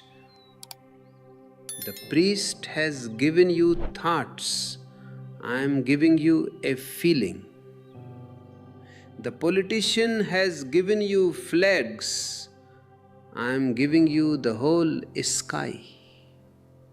The mafia has given you chains. I am giving you wings. But the wings are yours. The sky is yours. The flight is yours. I can only point the way. I can only say, look, the door is open. You have been sitting in the cell for so long that you have forgotten that the door has no lock. You have been holding on to the bars so tightly that you have forgotten that you are the one holding them. Let go. Take a step. The first step is the last step. The moment you step out of the mind, you are in the being. The moment you step out of religion, you are in religiousness. The journey from the robot to the Buddha is a journey of a single moment. It is the moment of waking up. Wake up, my beloveds. The sun is high in the sky. The mafia is just a dream. The God they sold you is just a ghost. Come into the real world. Come into the living truth. In the real world, there are no saints and no sinners. There are only conscious people and unconscious people. Be conscious. That is the only commandment. In the real world, there is no reward and no punishment. There is only cause and effect. Be the cause of your own joy. In the real world, there is no God to save you. You are the Savior. Take the responsibility. Claim your freedom. The mafia will try to pull you back. They will use guilt. They will use fear. They will use social pressure. But once you have seen, you cannot unsee. Once you have tasted freedom, the cage will never be enough again. So move forward. Don't look back. The past is dead. The God of the past is dead. The religion of the past is dead. Let the dead bury their dead. You are alive. Live, celebrate, dance. This is the only true religion. This is the only living Jain. And in this living, you will find the peace that passeth understanding. You will find the bliss that the priests only talk about. You will find yourself. And when you find yourself, you have found everything. The mafia is finished. The individual is born. The new man has arrived, and he is you. Let us continue this unmasking. Let us look at the priests of science, the priests of psychology, the priests of the new age. Let us see how the mafia keeps changing its masks to stay in power. We must be vigilant. We must be aware. Because the price of freedom is eternal vigilance. Stay with me. The silence is getting deeper. The light is getting brighter. We are moving into the heart of the mystery. Are you with me? Good. Let us go further. The mafia of the soul is not only ancient, it is incredibly adaptive. It knows how to change its skin like a snake. When the old religions start to lose their grip, when people start to see through the nonsense of a God who created the world in 6 days, the mafia simply moves into new territories. They put on the lab coat of the scientist or the suit of the psychoanalyst. They become the priests of the new age. This is a subtle point, and you must be very alert to see it. Science has done great things for the outside world, but it has become a new dogma. The scientist has become the new priest. He tells you what is real and what is not. He says that if it cannot be measured in a test tube, it doesn't exist. He denies your soul, he denies your consciousness, and he denies the very mystery of life. He reduces you to a biological machine. This is just another way of turning you into a robot. And then there are the priests of the mind, the psychologists. They try to adjust you to a sick society. If you are frustrated, if you are anxious, if you are feeling a deep existential vacuum, they don't tell you to meditate. They tell you to take a pill. Or they talk to you for years about your childhood, trying to fix a machine that was never broken in the first place. They are trying to normalize you, which means making you a well-adjusted prisoner. A truly healthy person is abnormal in a sick society. To be normal in this world is to be a sleepwalker. I want you to be abnormally awake, abnormally joyful, abnormally free.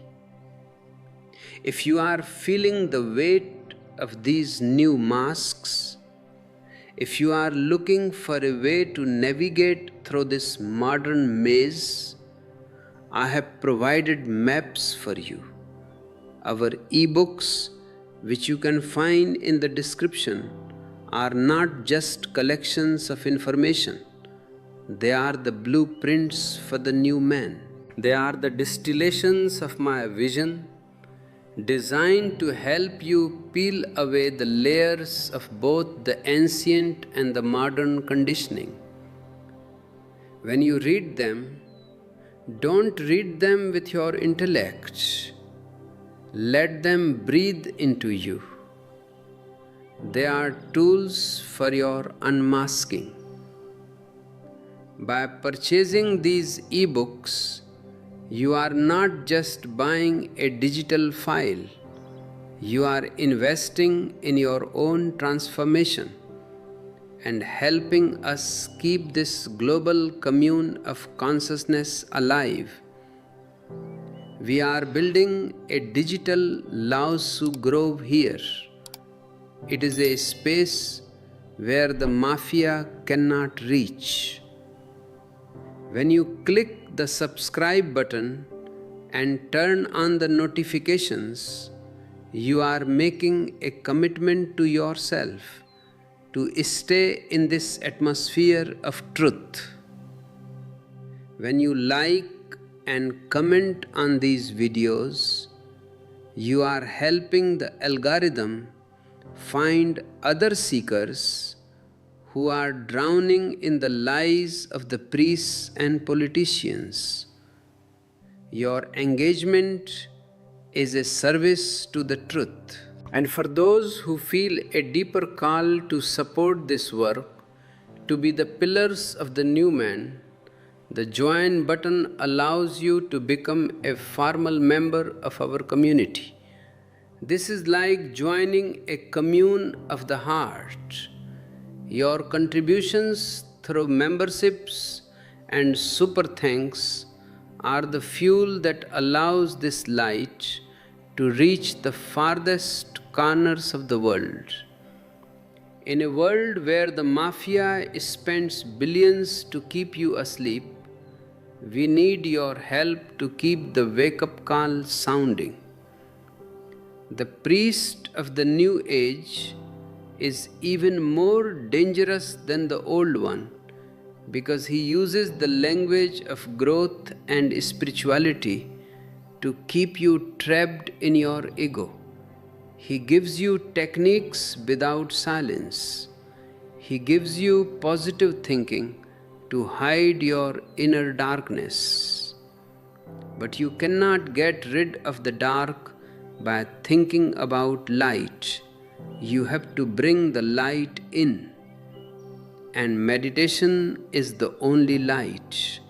Everything else is just psychological acrobatics. You can change your thoughts, you can change your habits, but unless you change your level of consciousness, you remain the same person.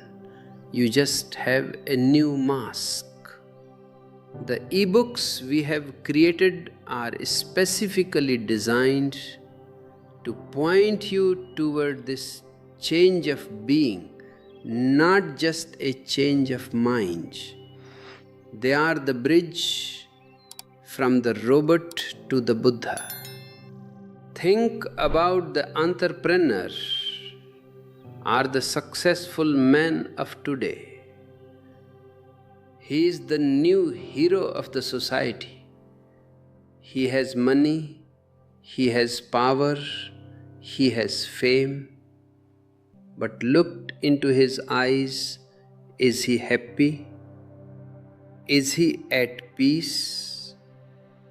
He is just a high-class slave. He is working for a god called money.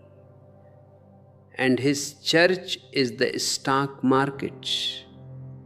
He is as much a victim of the mafia as the poor man praying in the cathedral. I want you to be a master of your own life. This means you use money, you don't let money use you. You use the mind, you don't let the mind use you. You live in the world, but you remain a stranger to its madness. Moving beyond your religion means moving beyond the crowd mind in all its forms, religious, political, and even spiritual. You must be brave enough to be a majority of one. The ebooks are there to keep you company in that aloneness, to remind you that your aloneness is your all oneness. The priest tells you to follow, I tell you to explore. The politician tells you to obey, I tell you to rebel. The new age guru tells you to manifest, I tell you to disappear. Because only when the ego disappears does the divine appear. This is the Zen of the new man. It is not about becoming something. It is about unbecoming everything that you are not. It is a process of negation. Neti, neti. Not this, not that. You are not the body. You are not the mind. You are not the emotions. You are the witness of all these things, and this witness is free from all religions. The witness is not a Christian. The witness is not a Hindu. The witness is just a pure mirror. The mafia has spent centuries throwing mud at your mirror. They have covered it with dogmas, with guilt, with fear, with social duties. My work is to give you the cleaning fluid. These discourses, our e-books, this entire channel, it is all just a wiping of the mirror. When the mirror is clean, what do you see? You see the whole universe reflected in you. You see that you are not a small part, but the very heart of existence.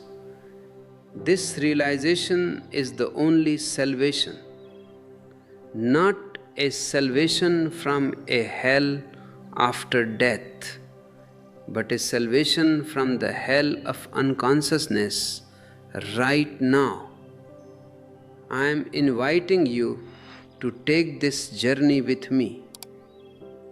It is a journey without a map, but we can walk it together.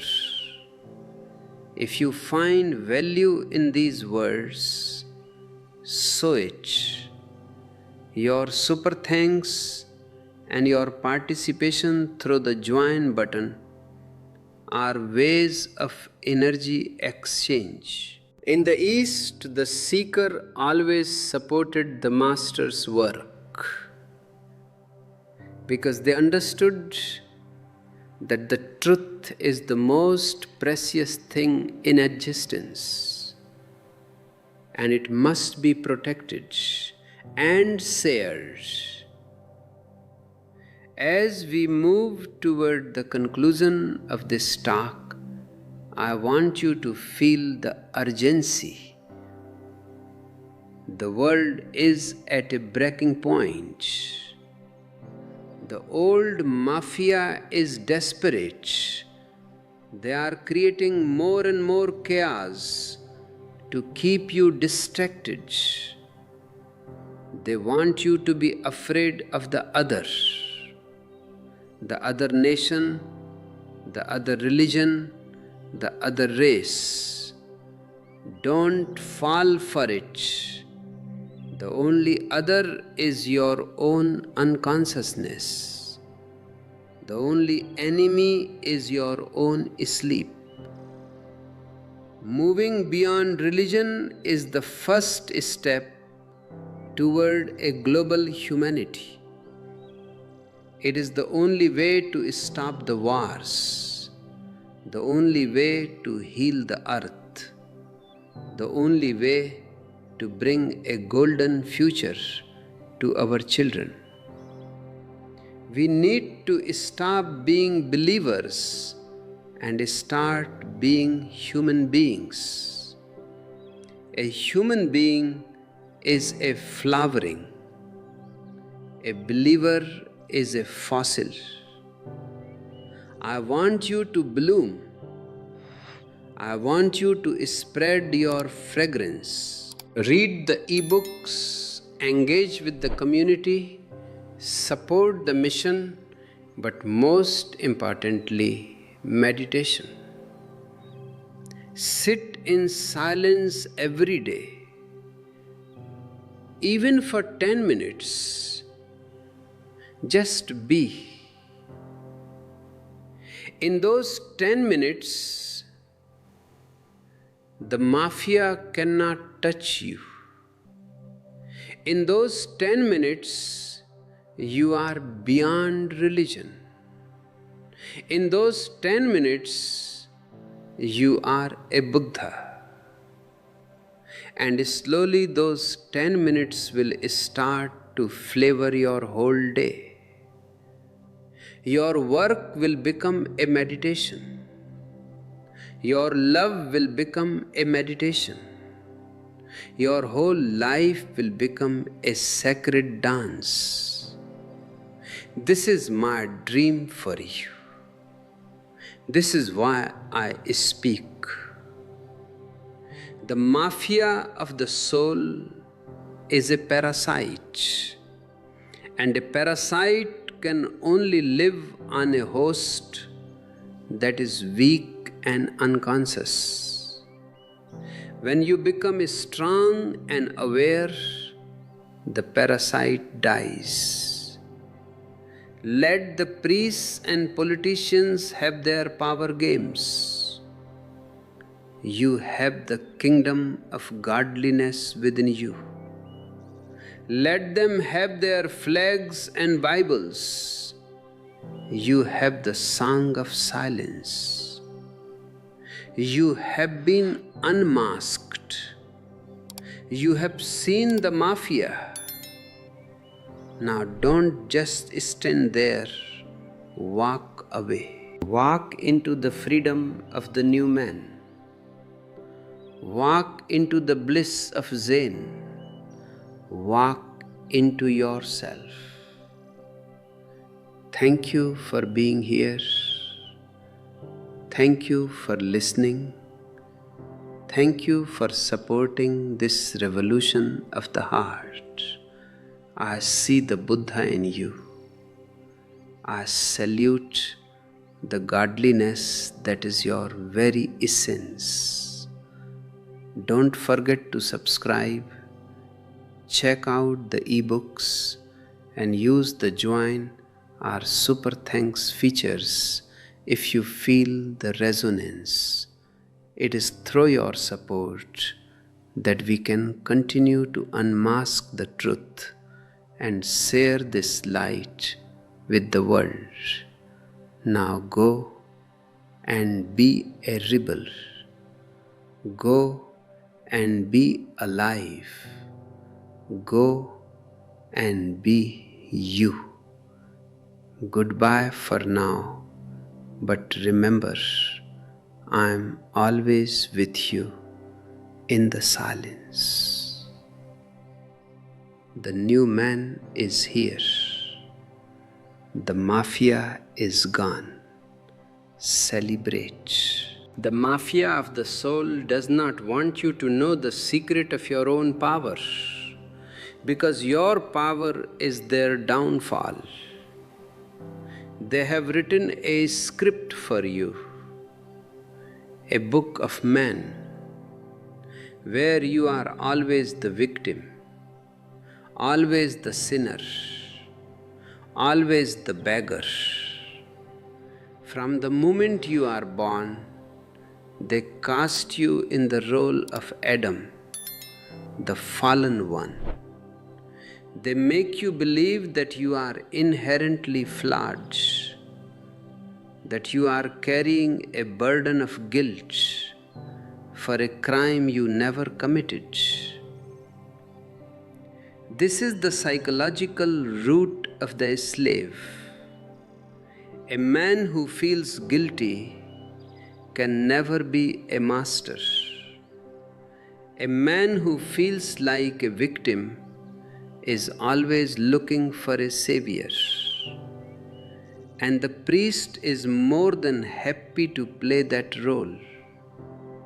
He gives you the holy book as a set of instructions for your prison cell. He tells you that your only hope is to follow the rules, to suppress your nature, and to wait for a reward in a life that comes after death. I want to help you rewrite this book. I want you to burn the old script and start on a clean page. This is why I have poured my vision into the ebooks you will find in the links below. These books are not scriptures, they are sabotage. They are designed to sabotage the programming that the priests and politicians have installed in your mind. They are deep dives into the archetypes of the slave, the robot, and the victim, showing you exactly how these masks were put on you, and more importantly, how to take them off. When you look into these ebooks, you are not just reading, you are engaging in a process of unlearning. You are discovering the mafia within your own thoughts. You are seeing how the politician uses your ambition and how the priest uses your fear. These digital guides are the tools for the new man.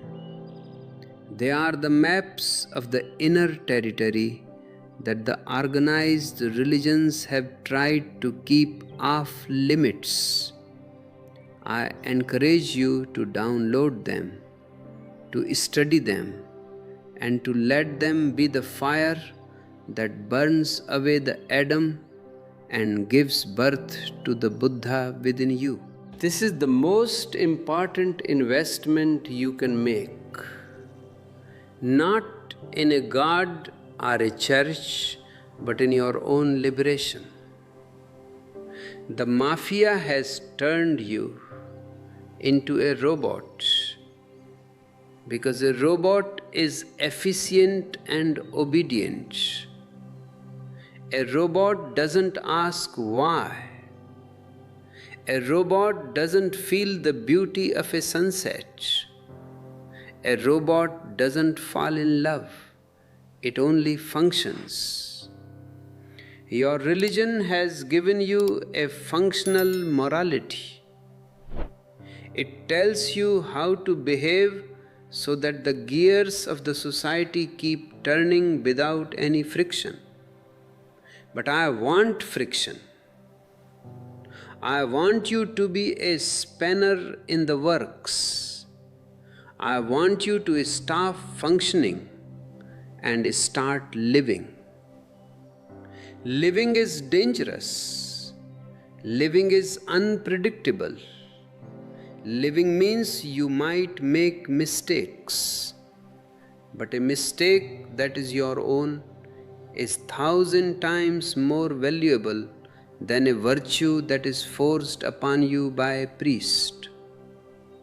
Your mistakes are your teachers. Your failures are your stepping stones. The mafia hates your mistakes because they cannot control them. They want you to be perfectly dead rather than imperfectly alive. Look at the history of the priest and the politician.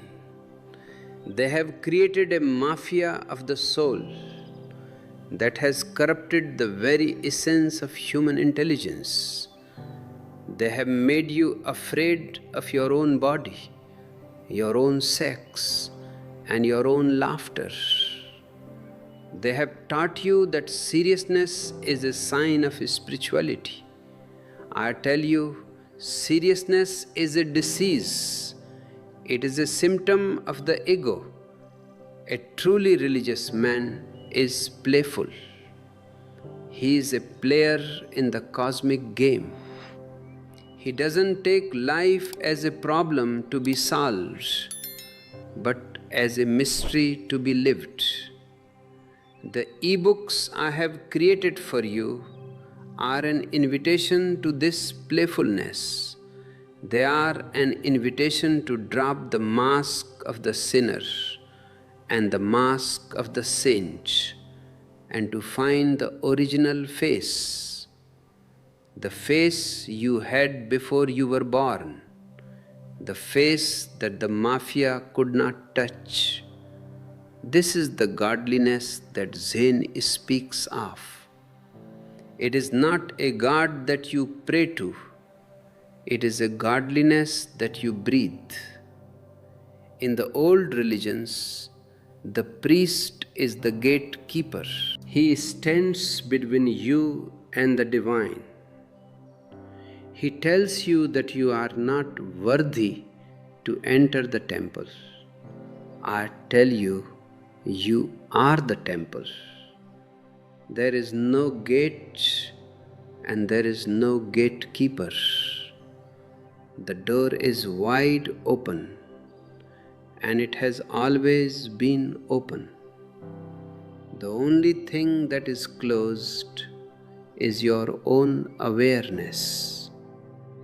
You are like a man standing in the middle of the ocean, crying that he is thirsty. You are surrounded by the divine, but you are looking for it in a stone statue or a dusty book. Moving beyond your religion means moving from unconsciousness to consciousness. It means waking up from the social dream. The mafia has put you into a hypnotic trance.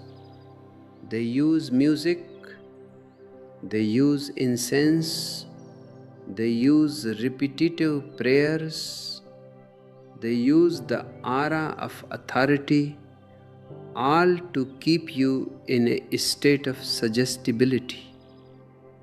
And once you are suggestible, they can tell you anything. They can tell you that war is peace, that slavery is freedom, and that ignorance is strength. You must break this trance. And the only way to break it is meditation. Meditation is the anti-hypnosis. It is the process of becoming so aware that no one can trick you anymore. It is the process of finding your own still point in a turning world. When you find that point, the priest loses his power, the politician loses his charm, and the mafia loses its host. The new man is not a believer, he is a seer. He doesn't say, I believe, he says, I know. Or he says, I don't know, but I am looking. This not knowing is the most beautiful state of mind. It is the state of the child, innocent, curious, and open. The mafia wants to give you answers so that you stop looking. I want to give you questions so that you start seeing. Our ebooks are full of these questions.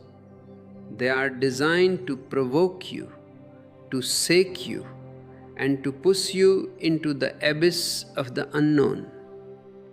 Because it is only in that abyss that you will find your wings. As long as you are standing on the solid ground of your religion, you will never fly.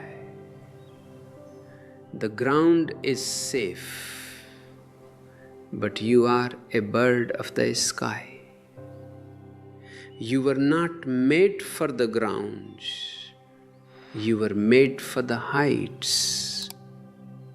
The mafia has clipped your wings and told you that flying is a sin. They have told you that the sky is for gods and the earth is for man. I tell you, there is no division. The earth is part of the sky. The human is part of the divine. To be whole is to be holy. So take the risk. Move beyond the narrow boundaries of your conditioning.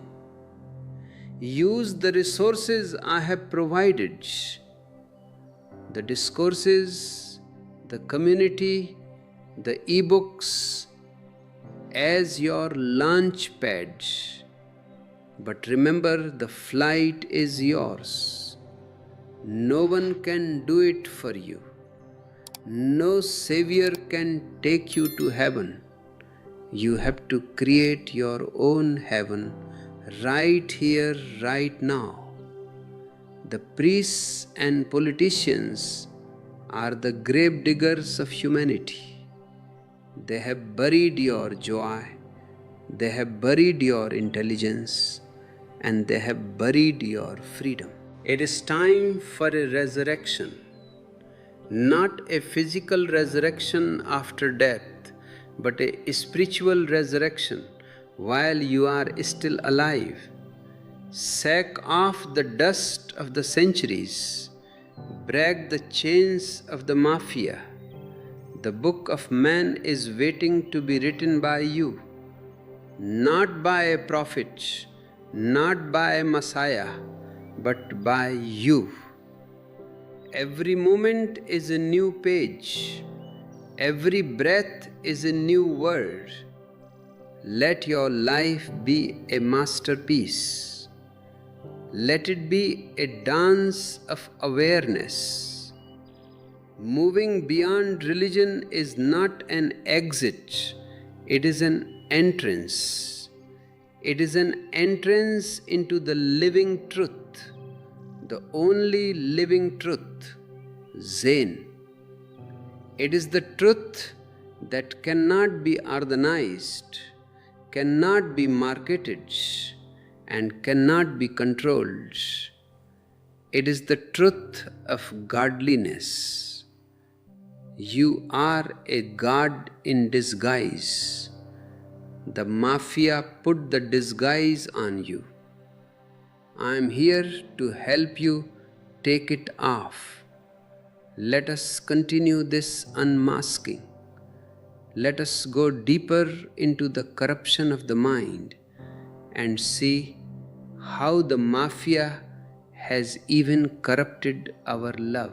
Let us see how they have turned marriage into a contract and love into a duty. We have to reclaim everything they have stolen from us. We have to reclaim our soul.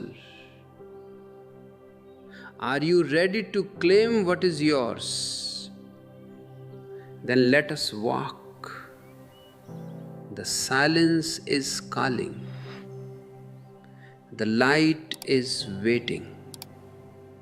The new man is not a dream. He is a necessity. And he begins with you. The first cell of this mafia is the family. It is a very uncomfortable truth to hear. But your parents are the first people who destroy your freedom. They don't do it because they hate you. They do it because they are victims themselves. They were programmed by their parents, who were programmed by theirs, and so on. Back to the very beginning of this madness. Your parents love you, but their love is poisonous because it is conditional. They tell you, if you are a good boy, if you are an obedient girl, we will love you. This if is the beginning of your slavery. By the time you are 5 years old, you have already learned that to survive, you must please others. You have learned to wear a mask. You have learned that your natural feelings, your anger, your joy, your curiosity are dangerous. You start to suppress your own soul to fit into the small box that your family has prepared for you. This is where the Adam in you is born. Not the mythological Adam of the Bible, but the archetype of the victim.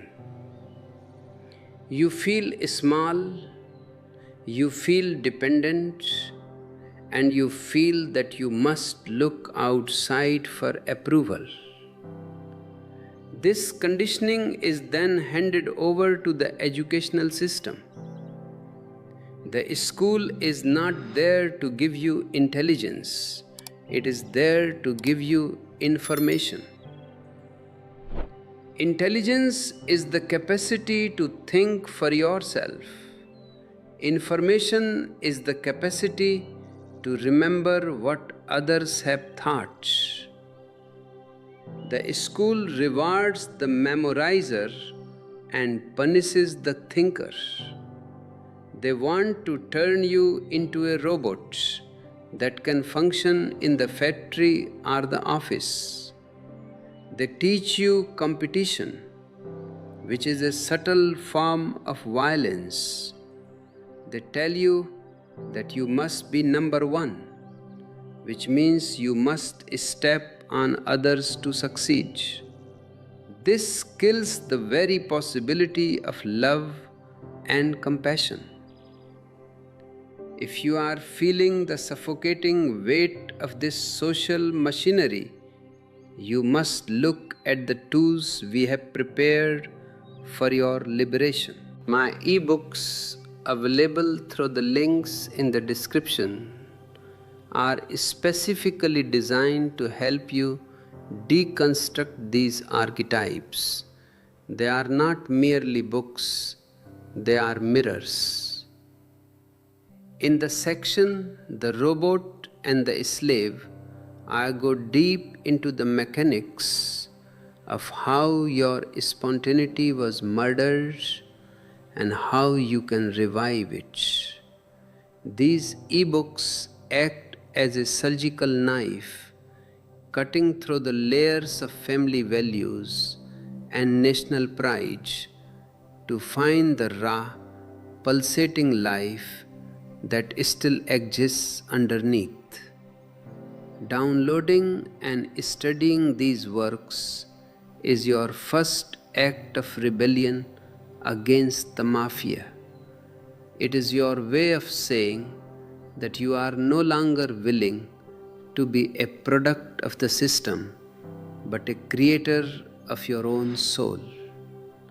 The mafia uses the idea of the moral man as a shield. They tell you that without their religion and their laws, you would be a sexual maniac or a criminal. They have created a deep fear of your own nature. But look at the people who have followed their morality for centuries. Look at the monks and the saints. Are they truly blissful? Or are they just repressed? Repression is not transformation. If you suppress your anger, it becomes a volcano inside. If you suppress your sexuality, it becomes a perversion. The sexual maniac is not a natural phenomenon. It is a creation of the monk. When you deny the body takes revenge. This is why the world is so full of violence and insanity. It is the result of thousands of years of moralizing. I tell you, accept yourself, accept your body, accept your desires, accept your humanity. This is the only way to go beyond them. You cannot go beyond something that you have suppressed. You can only go beyond something that you have understood and lived through. This is the secret of the Zorba the Buddha. Zorba lives life to the fullest. He eats, he drinks, he loves, he dances. And because he is so full of life, he eventually becomes quiet. He reaches a point where the noise of the world no longer satisfies him, and he begins to look within. Then the Buddha is born. The Buddha is not the enemy of Jorba. The Buddha is the flowering of Jorba. But the priest has told you that you must kill Jorba to find Buddha. This is like saying you must kill the roots to find the flower. It is a lie. And it is a lie that has made humanity anemic, pale and miserable. To move beyond your religion is to reclaim your Jorbahood. It is to say yes to the earth so that you can one day say yes to the stars. The e-books I have mentioned are your guide to this yes. They contain the science of Zen, which is the only living truth, because it doesn't ask you to believe in anything, it only asks you to watch. Watch your mind. Watch how it repeats the old slogans of the priest. Watch how it feels guilty when you are happy. Watch how it seeks power when it feels small. This watchfulness is the greatest revolution. It is the only way to move from unconsciousness to consciousness. The politician tells you that the world can be changed through revolution, by changing the government, the laws, the economic system. But no revolution has ever succeeded. We have had the French Revolution, the Russian Revolution, the Chinese Revolution, and what happened? One group of politicians was replaced by another. The mafia just changed its name. The oppression continued, only with new slogans. The only real revolution is the individual revolution. It is the revolution of awareness. When you change your consciousness, your world changes. When you are no longer a slave to your programming, the mafia has no power over you. They can put you in prison, but they cannot imprison your soul. They can kill your body, but they cannot kill your silence.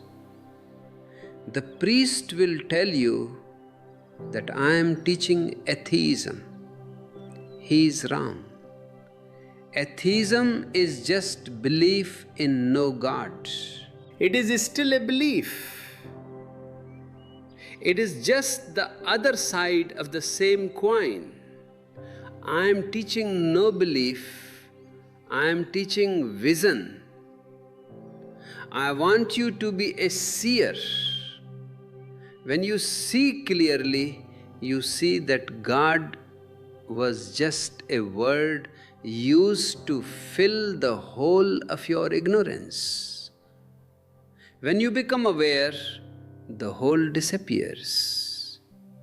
The ignorance is gone, and the word God is no longer needed. What remains is godliness, a quality of existence, a fragrance that fills the whole universe. This godliness is what the mafia is trying to hide from you. They want you to look at the statue so that you don't look at the sun. They want you to read the scripture so that you don't read the silence. They want you to follow the shepherd so that you don't find your own way.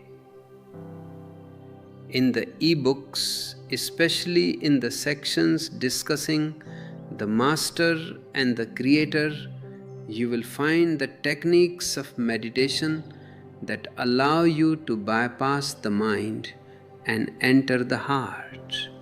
These are not rituals, they are experiments in truth. They are the tools you need to build your own inner temple.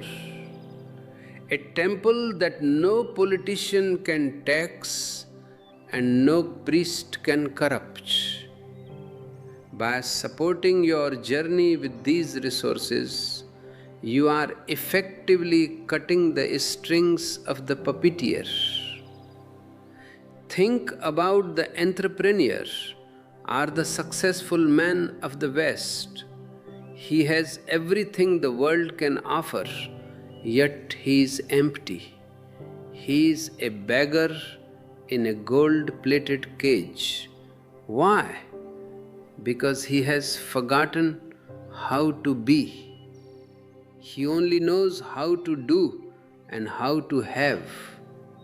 The mafia has taught him that more is the goal. More money, more fame, more power, but more is a bottomless pit. You can never have enough of that which you don't really need. What you need is peace. What you need is silence. What you need is love. And these things are not products that can be bought in the marketplace. They are the flowers of consciousness. Moving beyond religion means moving out of the marketplace of the soul. It means stopping the bargaining with God. I will do this if you give me that. I will be good if you give me heaven. This is the language of a trader, not a lover. A lover gives for the sake of giving. A lover is silent for the sake of silence. A lover meditates because the very process is blissful. This is the new man, the Zorba the Buddha. He is a man who is whole. He is not divided into higher and lower. He is a flowing energy. The mafia is terrified of this flowing energy. They want everything to be static. They want order. But their order is the order of a graveyard. My order is the order of a forest. Chaotic, wild, unpredictable, but alive. I want you to be wild. I want you to be unpredictable. I want you to be alive with such intensity that your very presence becomes a threat to the mafia. A single man who is truly free can shake the foundations of the entire world. That is why they killed Socrates. That is why they crucified Jesus. That is why they poisoned Mansur. They are afraid of the individual, but they cannot kill us all. And now, for the first time in history, we have the means to reach the whole world. We have the means to create a global commune of consciousness. This is what we are doing here. This is why these discourses are being shared. This is why these e-books were written. They are seeds of fire. When you read them, when you listen to these words, something in you will start to burn. Let it burn. It is the fire of truth burning away the lies. It is the fire of awareness burning away the conditioning. The priest will try to put out this fire with the holy water of his tradition. The politician will try to put it out with the lies of his propaganda. But if the fire is real, it will only grow stronger. You have been a robot for too long. You have been a slave for too long. You have been a believer for too long. Now it is time to be a man, not an Adam who is ashamed of himself, but a man who is proud of his godliness. The book of man is not yet finished. You are the author. You are the protagonist. You are the ink and you are the pen. Let us move deeper into this unmasking. Let us look at how the mafia has corrupted the very idea of friendship and community. Let us see how they have turned us into strangers to each other so that they can remain our masters. We have to rediscover each other. We have to create a new way of being together, not as Christians or Hindus, but as soul to soul. This is what a commune is. It is a gathering of free individuals who are celebrating their aloneness together. In the e-books, the chapter on the friend explores this new dimension of relationship. A relationship that is not a bondage but a freedom. A relationship where two people don't need each other but they share each other. This is the only holy relationship. The mafia hates this kind of relationship because it cannot be institutionalized. You cannot have a church of friendship. You cannot have a department of love. These things are spontaneous. They are life. And life is the only God I recognize. Life is the only temple I enter. Life is the only scripture I read. Everything else is just a mafia game. Are you ready to stop playing their game? Are you ready to start living your own life? Then let the unmasking continue. Let the masks fall. Let the truth be revealed. The mafia of the soul has had its day. The night has been long, but the dawn is coming. I can see the first rays of the sun in your eyes. I can see the Buddha waking up in you. Don't go back to sleep. Don't let the lullaby of the priest put you back to a trance. Stay vigilant. Stay aware. The journey from the known to the unknown has begun, and it is the most beautiful journey there is. Let us look now at the corruption of the intellect, how the mafia has turned our very reason against us, how they have made logic a tool of lies.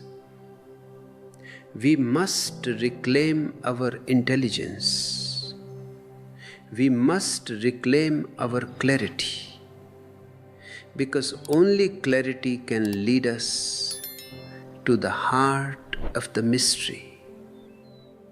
And in that mystery we will find that there is no God to be found, because we are the gods. The seeker is the sought. The traveler is the goal. Let this silence sink in. Feel the resonance of these words in your very bones. They are not my words. They are the words of existence speaking through me to you. You and I are not separate. We are two waves in the same ocean. The mafia wants to keep us separate. They want to keep us in conflict. But the ocean knows better. The ocean is one. And in that oneness there is peace. In that oneness there is joy. In that oneness there is freedom. Move beyond your religion. Move beyond your nation. Move beyond your ego. Move into the everything. This oneness is not something to be understood by the head. The head is a divider. The very function of the intellect is to cut things into pieces, to analyze them. Science does this with the material world, and the priest has done this with your soul. He has given you logic to prove things that are absolutely beyond logic. Have you seen the proofs for the existence of God? They are so ridiculous that even a child could see through them. But because they are wrapped in heavy words and delivered with a serious face from a high pulpit, you think there must be some depth in them. Logic is a prostitute. It can be used to prove anything. You can use logic to prove that there is a God, and you can use the same logic to prove that there is no God. The politician uses logic to prove that war is the only way to peace. The priest uses logic to prove that poverty is a blessing. These are all intellectual acrobatics. They have nothing to do with the truth. The truth is a direct experience. It doesn't need any proof. Does the sun need a proof? Does your own existence need a proof? The mafia of the soul has used your intellect to create a cerebral man, a man who lives only in his head. This man is disconnected from his heart, disconnected from his body, and disconnected from the earth. He is a thinker, but he is not a liver. He can discuss the theory of love for hours, but he has never felt the heartbeat of another human being. He can write a thesis on silence, but he is terrified of being alone for 5 minutes. This corruption of the intellect has led to the creation of the male mind. I am not talking about biological men, but the male quality of aggression, logic, and ambition. The whole world is currently dominated by this male energy. Even women are becoming more male to compete in this world. This energy is destructive because it has no female counterparts. It has no intuition, no receptivity, no love. The priest and the politician are the ultimate males. They want to conquer, they want to dominate, they want to control. They have turned existence into a battlefield. And to keep this battlefield going, they have created the institution of the family and marriage. To me, marriage is the grave of love. Love is like a bird.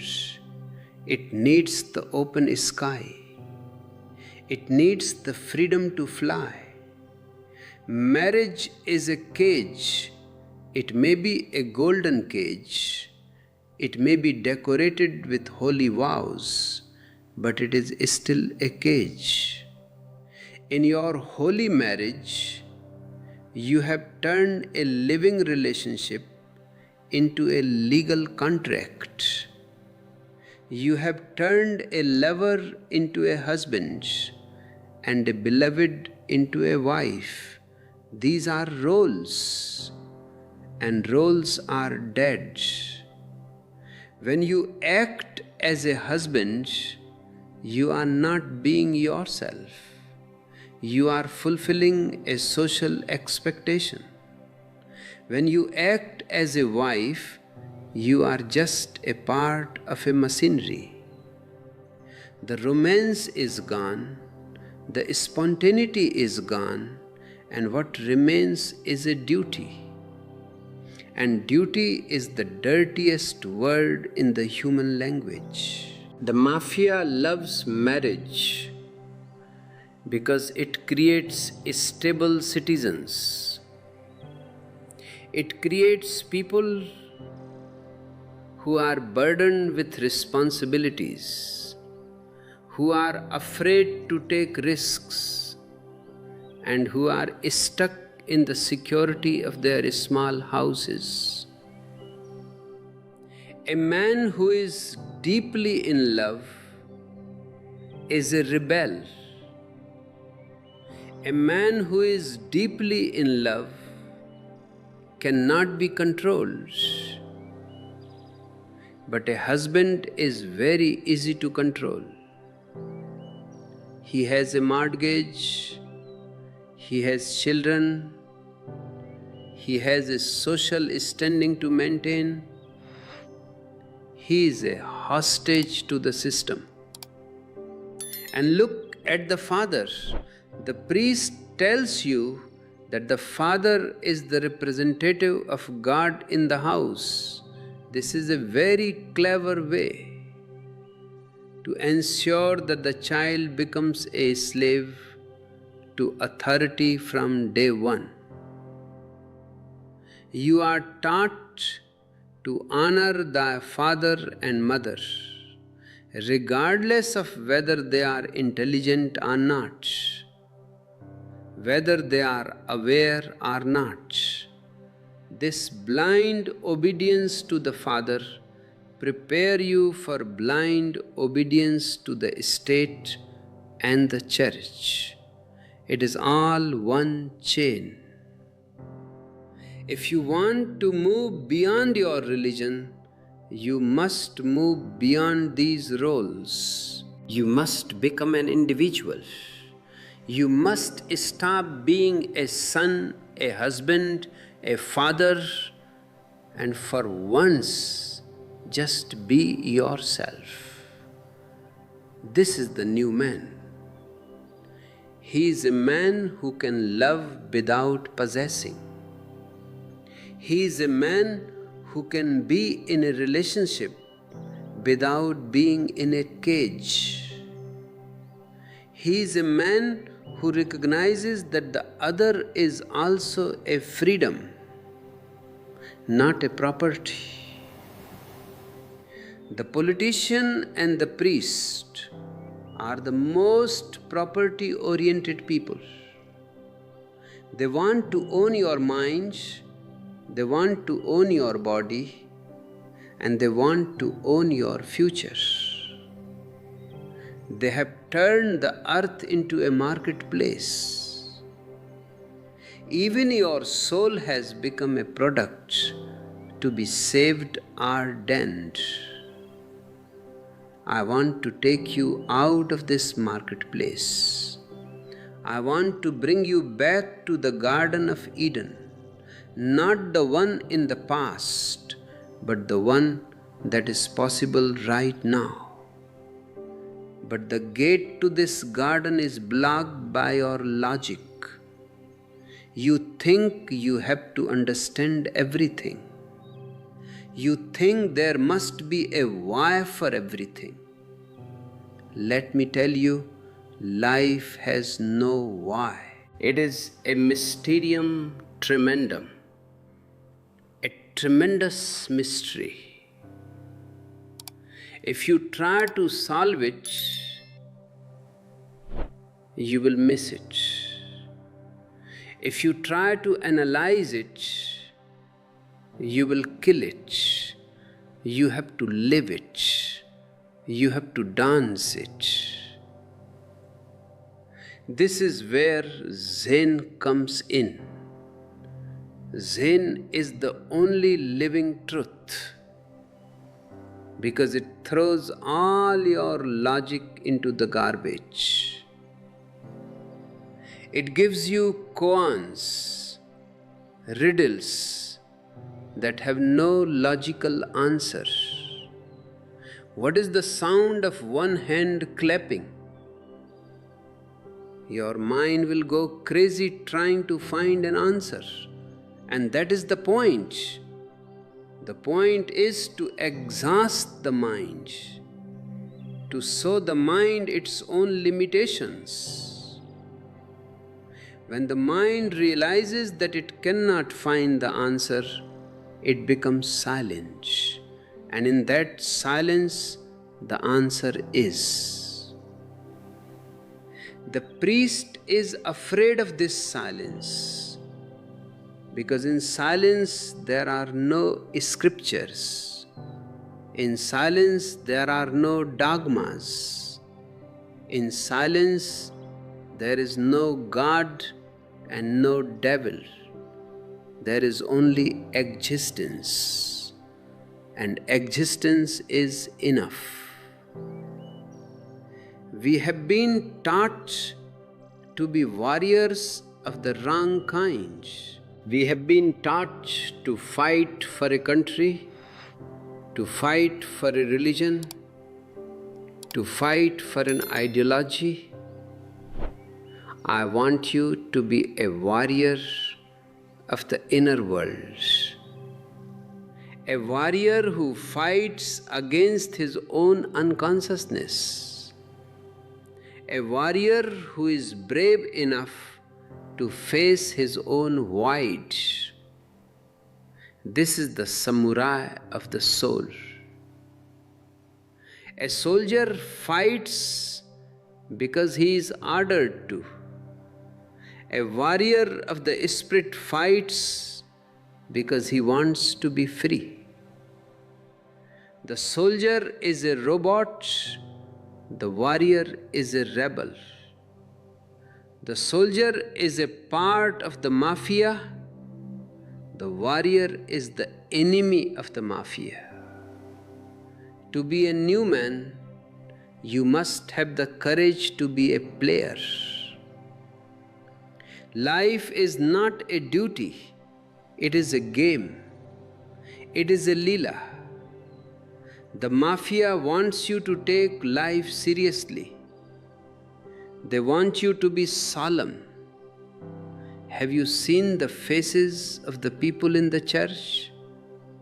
They look like they are at a funeral. My temple is a place of laughter. My meditation is a dance. Because laughter is the only thing that the ego cannot tolerate. You cannot be egoistic and laugh deeply at the same time. When you laugh, the ego disappears. When you dance, the dancer disappears and only the dance remains. The priest and the politician never laugh. They are very serious people. They are serious about power, serious about money, serious about morality. And this seriousness is their mask. Underneath the mask, they are hollow. They are innerly empty. That is why they are so hungry for outer power. They are trying to fill an infinite hole with finite things, and it can never be done. I want you to be innerly full. I want you to be so full of light and silence that you don't need anything from the outside. A man who is full doesn't want to be a prime minister. A man who is full doesn't want to be a pope. He is happy being a nobody. And to be a nobody is the greatest achievement in the world. To be a nobody means you are everything. The mafia has taught you to be somebody. They have taught you to seek success. But what is success in this world? It is just a high-class slavery. You become a slave to your image, a slave to your wealth, a slave to your status. You spend your whole life protecting things that can be taken away from you in a second by death. The new man seeks that which death cannot take away. He seeks the deathless. And the deathless is not in some heaven, it is in your awareness. Awareness is eternal. It was there before you were born, and it will be there after you are gone. Your body will change, your mind will change, but the watcher remains the same. Moving beyond your religion means moving from the changing to the changeless. It means moving from the circumference to the center. On the circumference, there are many religions, many nations, many languages. At the center, there is only one. This is the dharmas and dogmas I speak of. Dogma is the circumference. Dharma is the center. Dogma is Christianity. Dharma is Christ consciousness. Dogma is Buddhism. Dharma is Buddhahood. You don't need Buddhism to find Buddhahood. In fact, Buddhism is the biggest barrier to finding it. The mafia has turned the masters into idols. They have turned their teachings into scriptures. They have turned the revolution into a tradition. This is the corruption of the living truth. They take the living fire of a master and turn it into cold ash. And then they tell you to worship the ash. I am not here to give you ash. I am here to give you fire. And fire is dangerous. It will burn your identity. It will burn your morality. It will burn your God. But only when everything false is burnt away will the true be revealed. The new man is a creator.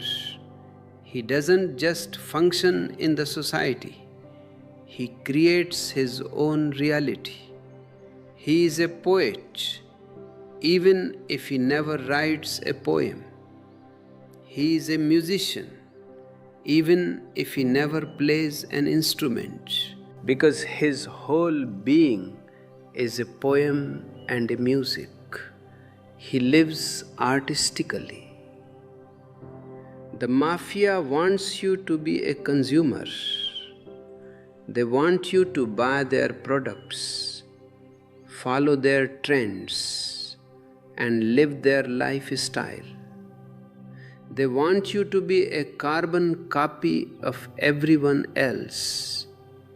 I want you to be an original. I want you to be so unique that the universe can say, there has never been anyone like you before, and there will never be anyone like you again. This uniqueness is your divinity, and to find it, you don't need a priest, you don't need a temple, you only need meditation. Meditation is the surgical strike against the mafia of the soul. It is the way to cut the strings of the puppeteer. When you sit silently, when you watch your breath, when you watch your thoughts, you are for the first time independent. You are no longer a part of the crowd. You are a point of light. And if enough people become points of light, the darkness of the mafia will disappear. This is the only hope for humanity. We are at a crossroads. One way leads to global suicide through the mafia of politics and religion. The other way leads to a new humanity through the revolution of consciousness. The new man is not a saint in the old sense. He is not self-righteous. He is not judgmental.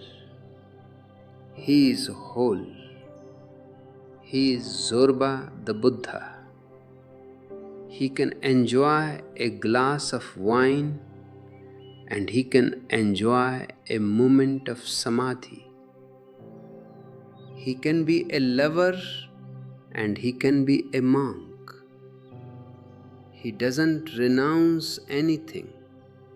He transforms everything. The mafia tells you that you must choose between matter and spirit.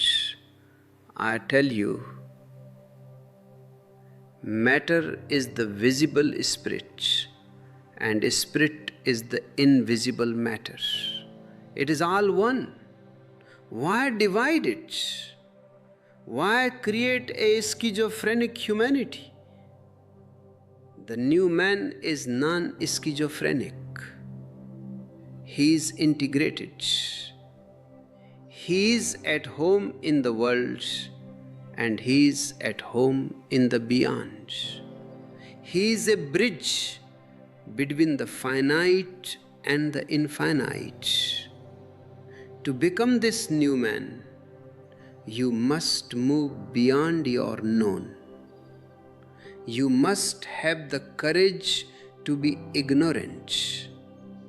The priest has filled your head with knowledge, but his knowledge is just a garbage. It is borrowed. You must throw it out to find your own innocence. Innocence is the key. Except you become as little children, you shall not enter the kingdom of God. This is one of the few true things Jesus ever said. But the church has made it impossible for you to be a child. They have made you grown up, serious, and knowledgeable. They have killed your wonder. I want to give you your wonder back. I want you to look at a leaf and see the hand of godliness in it. I want you to look at a cloud and see the dance of the eternal. This is not a poetic fantasy. It is the reality as it is when the masks are gone. The mafia has programmed you to see the world as a resource to be exploited. I want you to see the world as a sacred presence to be celebrated. When you move beyond your religion, you will find that every place is holy. Every moment is a prayer. Every act is a ritual. You don't need a Sunday to be religious. You are religious 24 hours a day. This is the living chain. It is not a religion of the past or a religion of the future. It is the living truth of the now. The priest will tell you that I am dangerous. He is right. I am the most dangerous man in the world for the mafia because I am giving you back your intelligence. I am giving you back your freedom. I am giving you back your soul. Once you have found your own center, no politician can lead you and no priest can save you.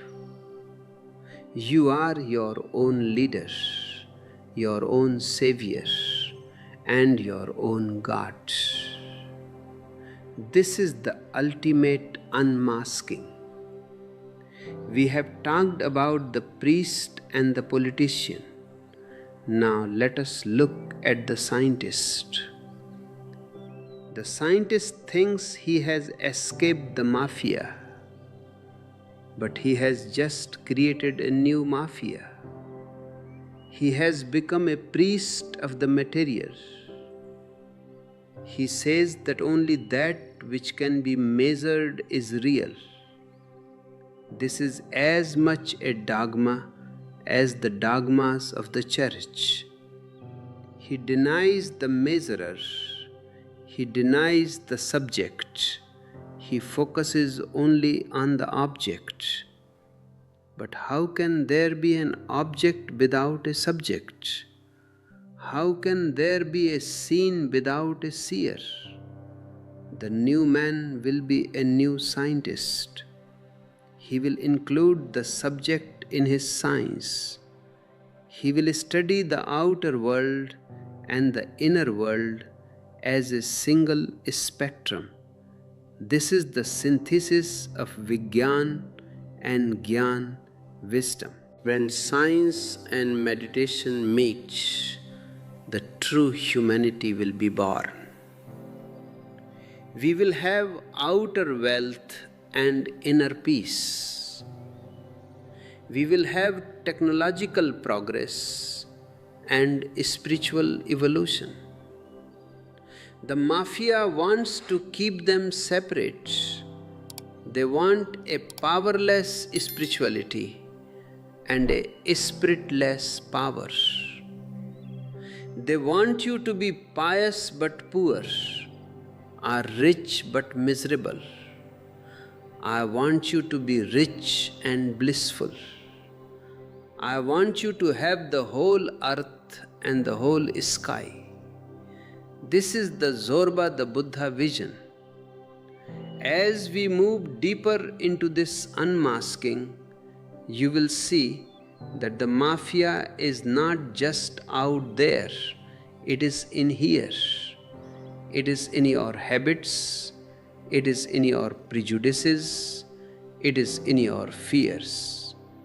You are the host of the parasite, but the parasite can only live in unconsciousness. The moment you bring the light of awareness, it dies. So let us bring the light. Let us look at the American archetype, the entrepreneur. He is the hero of the modern world. He is successful, he is dynamic, he is aggressive, but he is also anxious, stressed, and empty. He is the ultimate product of the mafia of the soul. He has won the whole world, but lost his own soul. He is running a rat race. And even if you win the rat race, you are still a rat. I want you to step out of the race. I want you to walk in your own grace. The new man is not an American or a Russian or an Indian. He is a universal being. He has no borders. He has no limit. He is as vast as the sky. This vastness is your inheritance, but you have traded it for a small house and a small identity. You have traded the sun for a small lamp. It is time to take back your vastness. It is time to move beyond your religion. It is time to unmask the mafia and unmask yourself. Wait, don't just think about what I am saying. Feel the truth of it. Let it provoke you. Let it disturb your sleep. Because the truth is not a consolation, it is a revolution. The mafia will tell you that truth is sweet. I tell you, truth is bitter in the beginning, but sweet in the end. It is bitter because it destroys your lies. It is sweet because it gives you freedom. Are you ready for the bitterness? Are you ready for the destruction of the false? Then let us go further. The silence is getting deeper. The darkness of the mafia is fading. The light of the new man is rising. Stay watchful. Stay aware. The puppeteer is losing his strings. The puppet is becoming a man. This is the only miracle.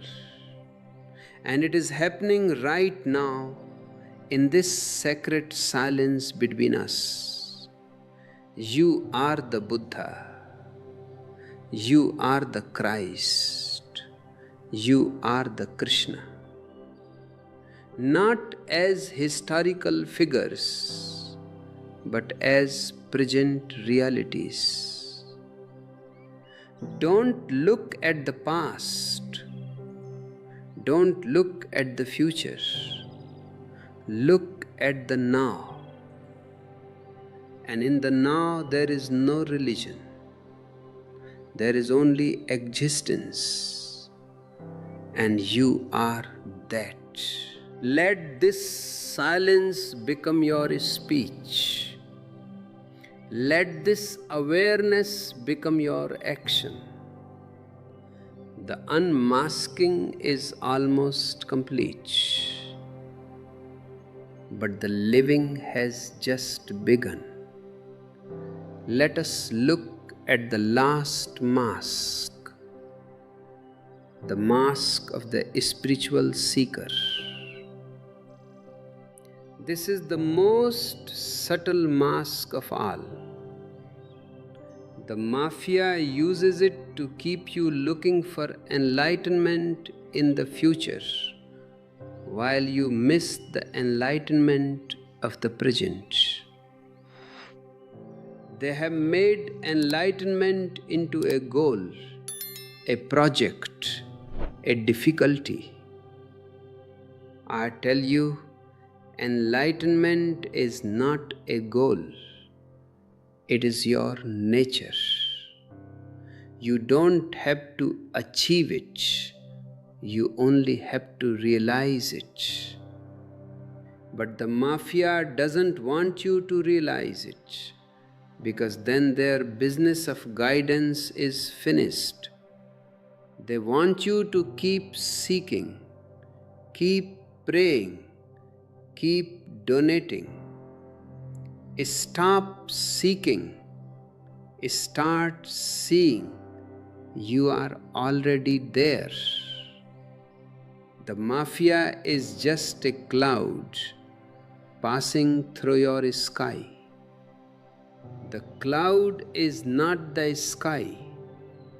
The cloud cannot touch the sky. Be the sky. Let the clouds of religion and politics pass by. Don't fight them, don't follow them. Just watch them. And in that watching, you are free. This is the final secret. This is the God is dead. Now Zen is the only living truth. The God of the mafia is dead. The religion of the mafia is dead. Zen, the direct experience of reality, is the only living truth, and you are that reality.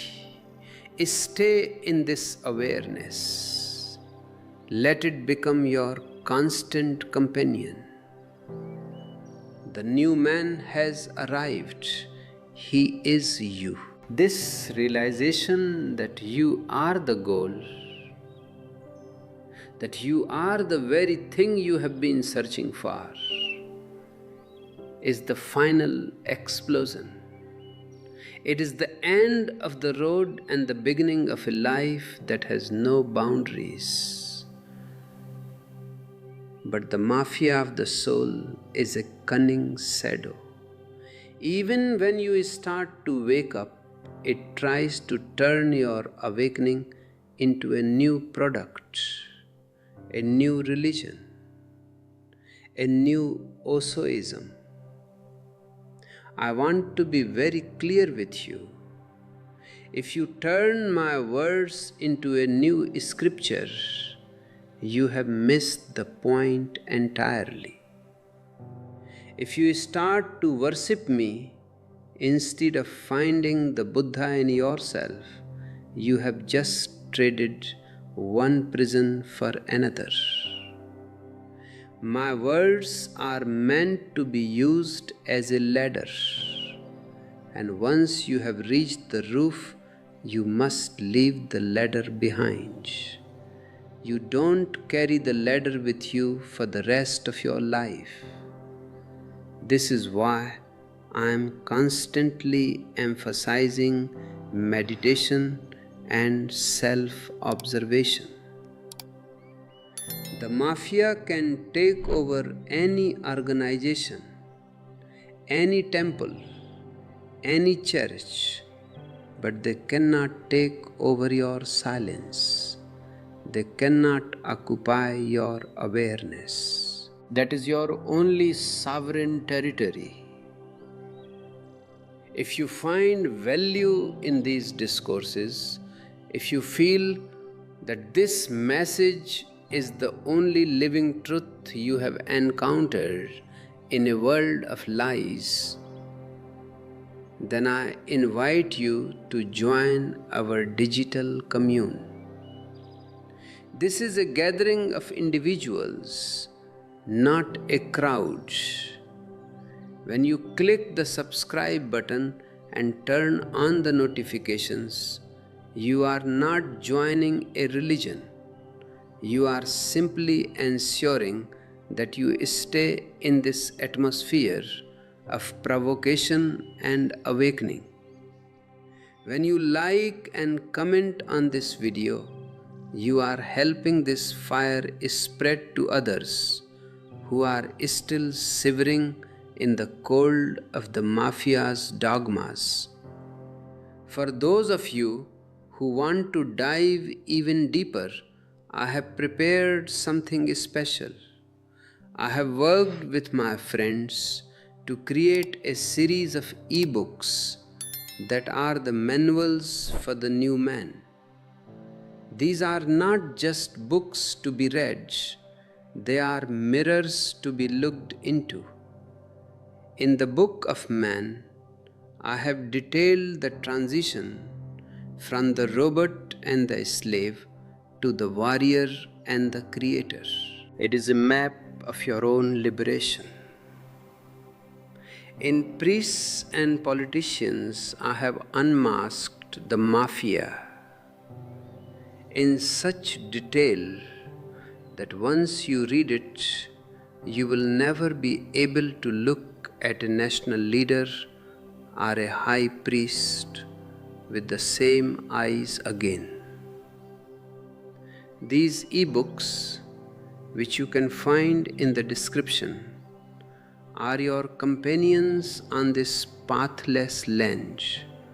By purchasing them, you are directly supporting the continuation of this work and helping us keep this flame burning in a world that is desperate for light. Furthermore, if you feel a deep resonance with this vision of Zorba the Buddha and want to contribute to this global revolution of consciousness, please consider using the Super Thanks feature or clicking the join button to become a member of this channel. This is our version of the commune. It is an energy exchange. In the old days, a seeker would bring flowers or fruit to the master. Today, in this digital age, your financial support through memberships and donations is the fruit that allows this garden of consciousness to grow. It allows us to produce more content, to reach more seekers, and to build a community that is beyond religion. Your contribution is a vote for consciousness in a world that is voting for death. Let us look at the final synthesis, Zorba the Buddha. This is the peak of the Book of Man. For thousands of years, humanity has been divided. One side was represented by the materialist, the Zorba, who said there is no soul, there is no God, let us just eat, drink and be merry. But because the Zorba had no silence, his merriment was shallow. It was just a way to hide his boredom and his fear of death. He was a body without a soul. On the other side was the monk, the Buddha, who said, "The world is an illusion, the body is a sin. Let us renounce everything and sit in a cave." But because he denied the body, he became dry, pale, and life negating. He was a soul without a body. I tell you, both were half men, and a half man is always a miserable man. My new man is a whole man. He has the feet of Zorba and the eyes of Buddha. He is the lame man and the blind man who have come together to become one whole being. The lame man can see but cannot walk. The blind man can walk but cannot see. When they join forces, they can navigate the forest. Zorba is the vitality, the passion, the earthiness. Buddha is the clarity, the awareness, the silence. When they meet, you have a man who can celebrate the world with the silence of the divine. The mafia hates the Zorba, the Buddha, because he is the ultimate uncontrollable. You cannot lure him with heaven because he is already in heaven. You cannot frighten him with hell because he knows that hell is just a state of unconsciousness. He is a king who lives in the marketplace. He uses technology. He enjoys the comforts of science. But he remains a master of his own inner world. This is the only way to save the planet. We need outer wealth provided by science and inner peace provided by meditation. The politician will tell you that we need more nationalism. The priest will tell you that we need more faith. I tell you we need more intelligence. We need more love. We need more laughter.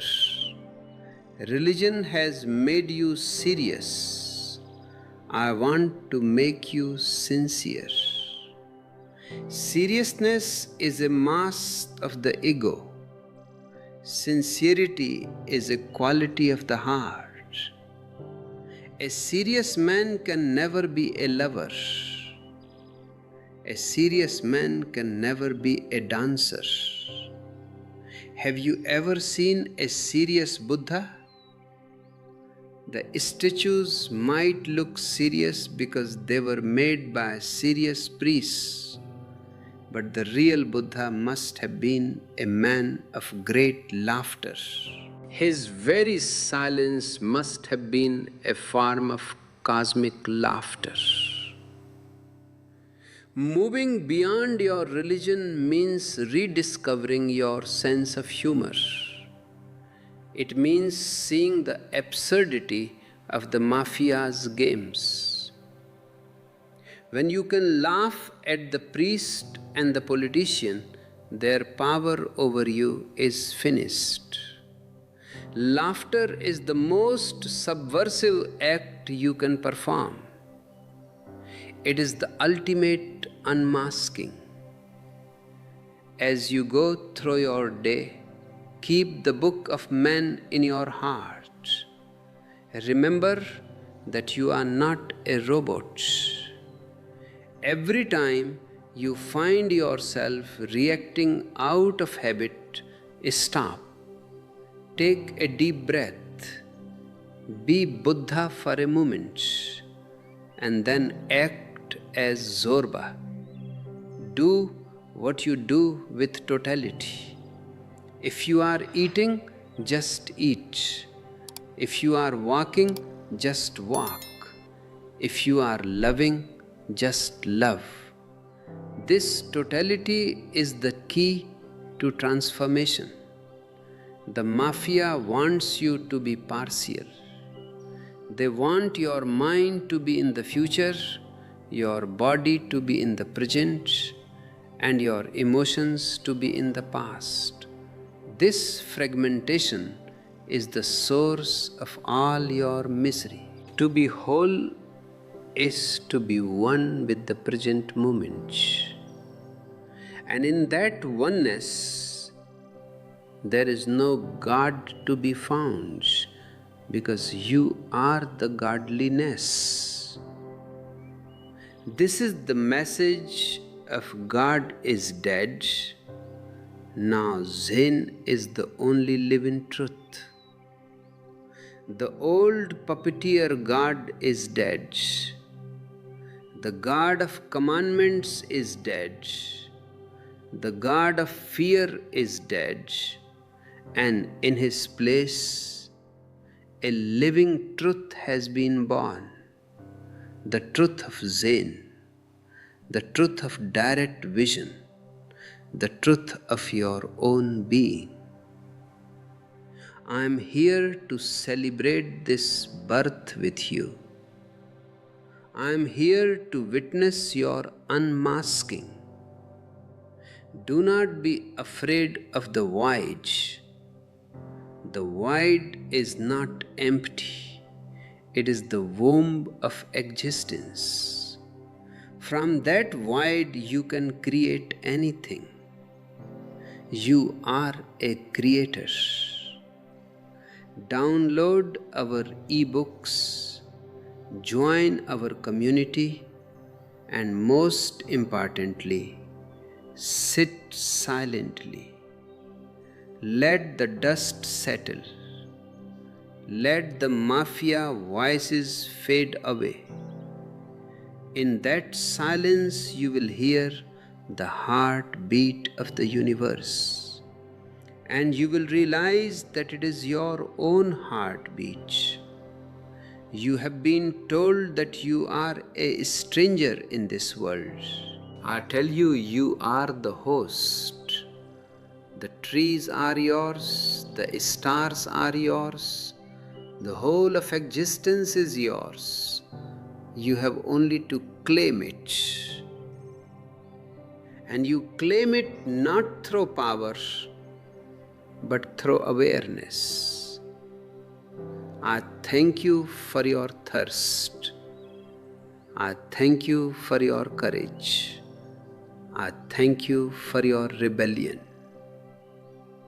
The world needs you. The future needs you.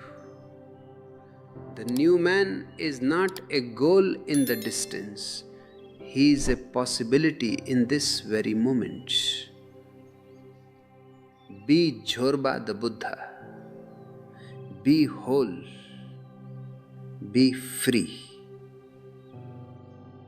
Don't forget to subscribe and hit that like button if you want to see more of this unmasking. Leave a comment below and share your moment of awakening with us. And if you feel like supporting this mission of consciousness, please use the join or super thanks buttons. Your support is what keeps this garden blooming. Check out the link in the description for our ebooks, The Book of Man and Priests and Politicians. They are the gifts I have left for you to find your own way. The mafia is losing. The light is winning. The truth is not something to be found. It is something to be lived. So live it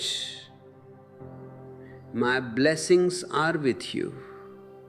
My love is with you. My silence is with you. Until we meet again in the Lao-Tzu grove of your own heart. Goodbye, and remember, stay aware.